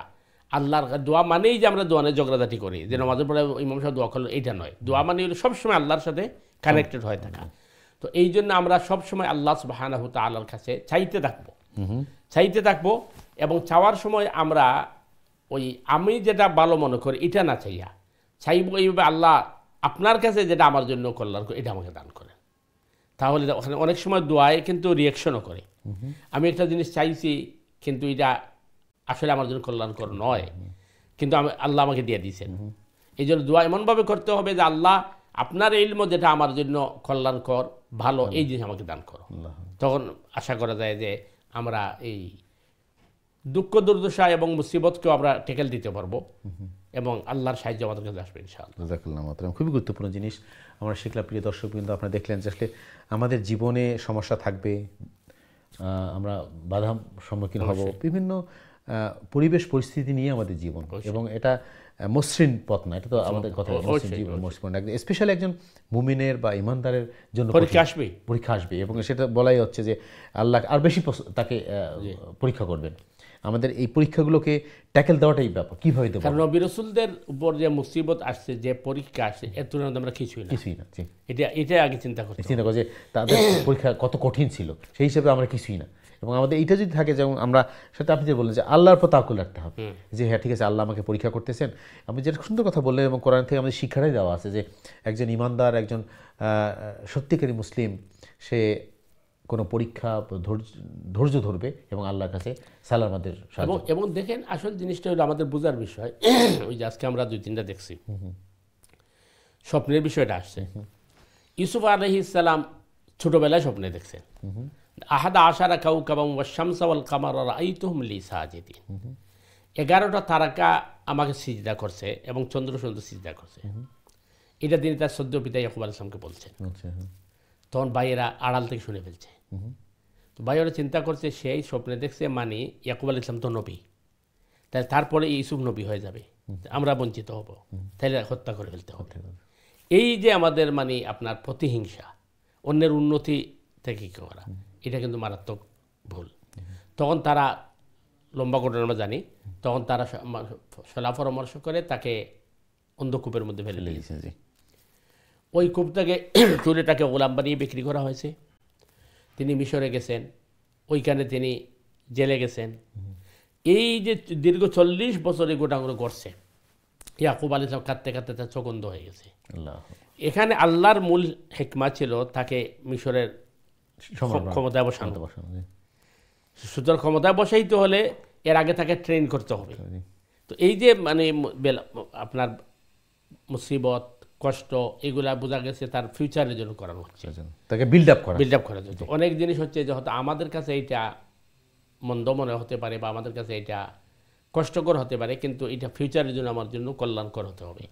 এই জন্য আল্লাহর সাহায্য কামনা করতে হবে এবং আল্লাহর উপর তাওয়াক্কুল। মানে যে পরিস্থিতি আমাদের সকল অবস্থায় সকল পরিস্থিতিতে আল্লাহর সাহায্য, এবং যেটা আপনি বললেন যে কোনোভাবেই আমরা আল্লাহর মানে আল্লাহকে ডিপেন্ড করা ছাড়া চিন্তা করা যাবে না, এবং আল্লাহ থেকে দূরে সরা যাবে, যেটা আমি বলতে চাচ্ছি যে আল্লাহর সাথে সম্পর্ক আমাদের রাখতে অবশ্যই, এবং কোনোভাবে নিরাশ হওয়া যায়, এটা আমরা বলছি নিরাশ হওয়া যাবে না। ওইটা তো ওই সূরা ইউসুফের মধ্যে আছে, যেমন ইয়াকুব আলাইহিস সালাম তাদেরকে বলছিলেন যখন বাইরা বারবার মিশরে গেল কিন্তু কি হয়েছে না, তখন ইয়াকুব আলাইহিস সালাম বলেছে ইন্নাহু লা ইয়াইসু মির রাউহিল্লাহ, আল্লাহর রহমত থেকে নিরাশ হইও না, তোমরা আবার যাও। আমার মনে হয় তোমরা হয়তো ইউসুফকে তোমাদের বাইকে পেয়ে যাবে, পরবর্তীতে পেয়ে গেল তারা। এতে বোঝা গেল যে আল্লাহ সুবহানাহু তাআলার রহমত থেকে নিরাশ হওয়া এটা হলো মানে একটা বঞ্চিত মানুষের মানে হতভাগা। এই জন্য আল্লাহর একজন ইমানদার, সত্যিকার ইমানদার কোনোদিন আল্লাহর রহমত থেকে বঞ্চিত হবে না এবং মনে করবে না যে আল্লাহর রহমত আমার কাছে নাই। মানে যে পরিস্থিতি থাকি, যে অবস্থায় থাকি, মনে করি যে আল্লাহর রহমত আমার সাথে আছে ইনশাআল্লাহ। জাযাকাল্লাহ খাইরান। সুপ্রিয় দর্শকবৃন্দ, আপনারা যারা আমাদের সাথে আছেন, আপনাদের ধন্যবাদ। আপনারা অনুষ্ঠান দেখছেন এই জন্য যে আমরা চেষ্টা করছি আমাদের একজন সত্যিকার ইমানদার, একজন মুমিন হওয়ার জন্য আমাদের কী গুণাবলী থাকা দরকার, আমাদের কি করা উচিত, আমাদের যে কোনো পরিস্থিতিতে যে কোনো অবস্থায় আমরা আল্লাহর রহমত থেকে নিরাশ হব না। আমরা চেষ্টা করব, আমরা আল্লাহর সাহায্য সবসময় কামনা করবো ইনশাআল্লাহ। আমরা একটু চলে যাচ্ছি আমাদের দর্শকদের কাছে, দেখি কি আমাদের লাইনে। সম্মানিত দর্শক, আসসালামু আলাইকুম, আপনার প্রশ্ন করুন প্লিজ। ওয়ালাইকুম আসসালাম ওয়া রাহমাতুল্লাহ। জি ভাই, কেমন আছেন? আলহামদুলিল্লাহ, ভালো আছি। জি, আপনার কি প্রশ্ন বলেন? মুফতি সাহেবকে ধন্যবাদ আপনাদের এই সুন্দর প্রোগ্রামের জন্য। জাযাকাল্লাহ খাইরান ভাই, আপনাকে ধন্যবাদ। আপনার অনুষ্ঠান দেখছেন বলেই আমাদের অনুষ্ঠানটা সার্থক হচ্ছে। জি, আপনার কি প্রশ্ন বলেন? আমার দুটো প্রশ্ন প্লিজ। আমার একটা প্রশ্ন হলো, এই আমরা যদি হজে যেতে চাই, যদি আমি ইংল্যান্ড থেকে না গিয়ে যদি বাংলাদেশ থেকে বাংলাদেশি পাসপোর্ট দিয়ে হজে যাই, আবার বাংলাদেশে রিটার্ন আসিয়া এখানে আবার ব্রিটিশ পাসপোর্ট দিয়ে আবার ব্যাক আসি, মানে বাংলাদেশে গিয়ে ওখান থেকে হজে যাই, তো এটা কি হজ হবে? আমি একটু জিনিস ক্লিয়ার করি, সেটা হলো যে আপনি বাংলাদেশ হয়ে বাংলাদেশি পাসপোর্ট দিয়ে হজে যেতে যাচ্ছেন, বাংলাদেশের যে প্রসেসটা আছে সেই প্রসেসে? জি জি জি। আচ্ছা, গিট। আর কি দ্বিতীয় প্রশ্ন বলেন? দ্বিতীয় প্রশ্ন হলো, আমরা যে তারাবি নামাজ পড়লাম এর কত রমজানে, তো আমি ছোটবেলা থেকে পড়ে আসছি যে আসলে একটা জিনিস অনেক সময় জানা হয় না, তো এটা আমি মুফতি সাহেবের কাছে জানতে চাচ্ছি, ওই যে ওখানে যে আমরা মাঝে মাঝে আমাদের ইমাম সাহেব বলে প্রথম রাকাতে সিজদা আছে, আবার মাঝে মাঝে বলে দ্বিতীয় রাকাতে সিজদা আছে। জি, বুঝতে পারছি। এটার একটু বিস্তারিত বলবেন, এই সিজদাটা আমরা কেন দিই বা এটা কি? জি, ক্লিয়ার। আপনার প্রশ্ন ক্লিয়ার ভাই, এটা একটু জানাবেন প্লিজ। জি, ক্লিয়ার প্রশ্ন। আর কোনো প্রশ্ন আছে আপনার? না, জাযাকাল্লাহ। খুবই গুরুত্বপূর্ণ একটা প্রশ্ন আমার কাছে মনে হয়েছে ভাই, আপনাকে ধন্যবাদ এই জন্য। যে যদি এদেশে আমরা বসবাস করি, যাদের এদেশে বাসিন্দা, তারা যদি বাংলাদেশ থেকে বাংলাদেশের পাসপোর্ট হোল্ডার হিসাবে একজন আমাদের বাংলাদেশি অবশ্যই, তো বাংলাদেশের পাসপোর্ট দিয়ে বাংলাদেশের যে প্রসেস আছে হজ করা, বাংলাদেশ থেকে যদি হজ করি তাহলে হজ হবে? জি ভাই, আসল বিষয় যে হজ ফরজ হয় কিভাবে এবং কখন, এটা আমাদের বোঝা দরকার। আমি যে দেশে আছি ওই দেশ থেকে গিয়ে আমাকে হজ করতে হবে, এইভাবে কোনো শর্ত আছে কিনা? কোরআন বলছে ওয়ালিল্লাহি আলান নাসি হিজ্জুল বাইতি মান ইসতাতা ইলাইহি সাবিলা, যদি তোমার মক্কা পর্যন্ত পৌঁছার সামর্থ্য থাকে তাহলে জীবনে একবার তোমার আল্লাহর ঘরে জিয়ারত করা ফরজ। এখন সামর্থ্য বলতে কি বোঝানো হয়েছে? আপনার শারীরিক সামর্থ্য, আপনার আর্থিক সামর্থ্য, দুই সামর্থ্য যদি আপনার থাকে, এবং মহিলা হইলে 3টা, অর্থাৎ মহিলা মাহরাম থাকতে হবে। এই সামর্থ্য যদি থাকে তাহলে আপনার উপর হজ ফরজ। কোথা থেকে কিভাবে আসবেন এটা মানে হজের সাথে সম্পর্ক নাই। উদাহরণস্বরূপ, একজন মানুষ সৌদি আরবে গেছে আপনার রুজি করার জন্য, তার উপর হজ ফরজ ছিল। আমরা একটু দ্বিতীয় প্রশ্ন চলে যাই, কারণ আমাদের লাইন করা আছে। আমি জিনিসটা বুঝতে পারছি, মানে যেখান থেকে হজে যাবেন কোনো ব্যাপার না, আপনি হজ আপনার সামর্থ্য থাকে আপনি হজ করতে পারবেন যে দেশ থেকে। দ্বিতীয় প্রশ্ন ছিল যে আমরা তারাবিতে যে আমাদের ইমামরা বলেন যে ফার্স্ট রাকাতে আমাদের সেজদা আছে, দ্বিতীয় রাকাতে সেজদা আছে, কেন, কারণটা কি? জি ভাই, কোরআনের কিছু আয়াত আছে, এই আয়াতগুলাতে নির্দেশ করা হচ্ছে আল্লাহকে সিজদা করার জন্য। সুতরাং এই আয়াতগুলা পড়লেই সিজদা করতে হয়। এই জন্য ইমাম সাহেব মানে হানাফি মাযহাবে 14টা জায়গা আর অন্য মাযহাবে 15টা জায়গা ওই আয়াতগুলো তিলাওয়াত করলে সিজদা করতে হয়। তো ওই আয়াত যখন আপনার তিলাওয়াতে আসে তখন ইমাম সাহেব বলেন যে সিজদা করতে হবে, এটা হচ্ছে সিজদার, বা আমরা অন্য এক সময় সিজদার উপর, সিজদার আয়াতের সিজদা দেওয়ার উপর আমরা বিস্তারিত আলোচনা করব ইনশাআল্লাহ, এবং সিজদার কতটা জরুরি কিনা ইনশাআল্লাহ। সম্মানিত ভাই, আপনার সুন্দর প্রশ্ন, ধন্যবাদ। আপনি গুরুত্বপূর্ণ প্রশ্ন করছেন, আশা করি আপনার প্রশ্নের জবাব পেয়ে গেছেন। আমরা একটু দেখি আমাদের সময় খুবই কম, আমাদের আর কোন দর্শককে অ্যাপয়েন্ট করতে পারি কিনা। সম্মানিত দর্শক, আসসালামু আলাইকুম, আপনার প্রশ্ন করুন প্লিজ। সময় দর্শক, আসসালামু আলাইকুম।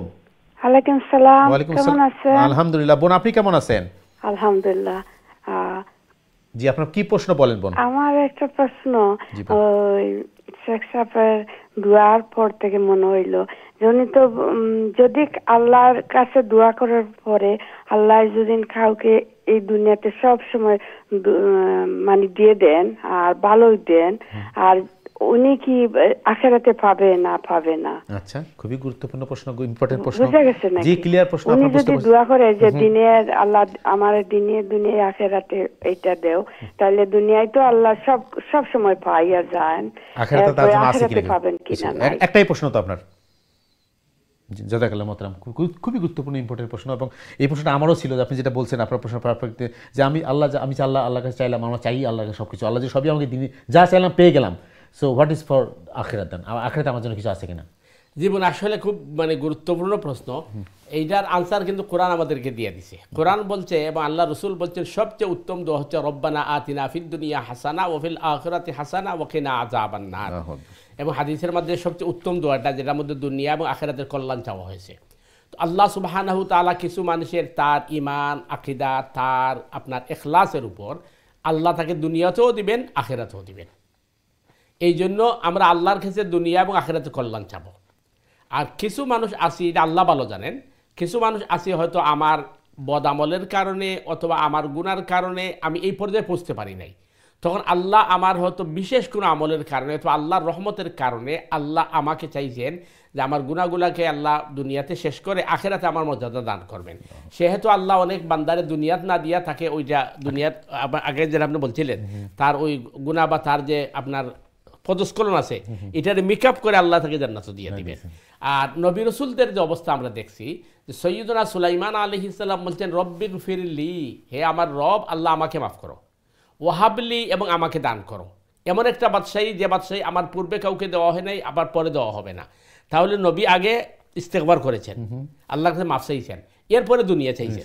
তো এইভাবে আমরা যদি আল্লাহ সুবহানাহু তাআলার কাছে ইস্তেগফার করি আর আল্লাহ সুবহানাহু তাআলাকে বলি যে আল্লাহ এই যে দুনিয়াতে বলা মুসিবত পরীক্ষা এগুলার মধ্যে উত্তীর্ণ হওয়ার ক্ষমতা আমার নাই, আল্লাহ আমাকে মাফ করো এবং আমাকে, এর লাগে আল্লাহ রসুল বলেছেন আল্লাহর কাছে আফিয়ত চাওয়া, আল্লাহুম্মা ইন্নী আসআলুকাল আফওয়া ওয়াল আফিয়াতা ফিদ দুনিয়া ওয়াল আখিরাহ, আল্লাহ দুনিয়া এবং আখিরাতের শান্তি আমাকে দান করো। কারণ এর চেয়ে বড় পরীক্ষা আমাকে ফেললে আমার দ্বারা এটা উত্তীর্ণ হওয়া সম্ভব নয়। এই জন্য সূরা বাকারা শেষের দিকে বলা হচ্ছে রব্বানা ওয়ালা তুহাম্মিলনা মা লা তাকাতা লানা বি, হে আমার রব যেটা মানে যে বোঝা উঠানোর ক্ষমতা আমার নেই, এমন বোঝা এমন পরীক্ষার সম্মুখীন আমাকে করো না। সুতরাং আল্লাহ সুবহানাহু তাআলার কাছে আমরা এগুলোই চাইব যে আল্লাহ আমাদেরকে দুনিয়াতেও দেন এবং আখিরাতেও কল্যাণ দেন। আশা করি বোন ক্লিয়ার আছে ইনশাআল্লাহ। জাযাকাল্লাহ, খুব গুরুত্বপূর্ণ প্রশ্ন। সময় দর্শক আপনাকে ধন্যবাদ প্রিয় বোন, আপনি আমাদের রেগুলার অনুষ্ঠান দেখেন। আসলে আমাদের সময় খুব কম, এই জন্যই একটু আমি হ্রাস করতেছিলাম, আমি দুঃখিত প্রিয় দর্শক। কিন্তু আপনার আমি জানি আপনারা অনেকেই লাইনে আছেন এবং অনেকেই প্রশ্ন আমরা আজকে দিতে পারিনি, আমি দুঃখ প্রকাশ করছি সময় স্বল্পতার জন্য। ইনশাআল্লাহ আগামীকালকে আমরা চেষ্টা করব আরও বিস্তারিত আলোচনা, পাশাপাশি আপনাদের প্রশ্নের জবাব দেওয়ার জন্য। আপনারা অবশ্যই আগামীকাল অনুষ্ঠান দেখবেন। মোহতারাম, আজকে আপনার শেষ বক্তব্য নিতে পারছি না, দুঃখিত এই জন্য। ইনশাআল্লাহ আমরা চেষ্টা করব আগামীকালের জন্য। প্রিয় দর্শকবৃন্দ, আপনারা শুরু থেকে যারা অনুষ্ঠান দেখছেন, প্রশ্ন করছেন, মতামত দিয়েছে, আপনাকে ধন্যবাদ অন্তরস্থ থেকে। এবং আমরা চেষ্টা করব প্রতি অনুষ্ঠানে আমরা এই আলোচনাগুলো চালিয়ে যাওয়ার জন্য, যাতে আমরা সবাই উপকৃত হতে পারি আল্লাহ প্রিয় বান্দা হওয়ার জন্য। ইনশাআল্লাহ আল্লাহ আমাদের সবাই তৌফিক দান করুক। আজকে আমি বিদায় নেব, তবে সবাইকে আমন্ত্রণ যাচ্ছে আগামীকাল অনুষ্ঠান দেখার জন্য। এবং যেটা আমরা বড়ই বলি, আল্লাহ আমাদের সবাইকে সুস্থ রাখুন, সহি সালামত রাখুন, দিনের পথে রাখুন। এই প্রত্যাশায় আজকের মতো বিদায়। আসসালামু আলাইকুম রহমতুল্লাহি ওয়া বারাকাতুহু।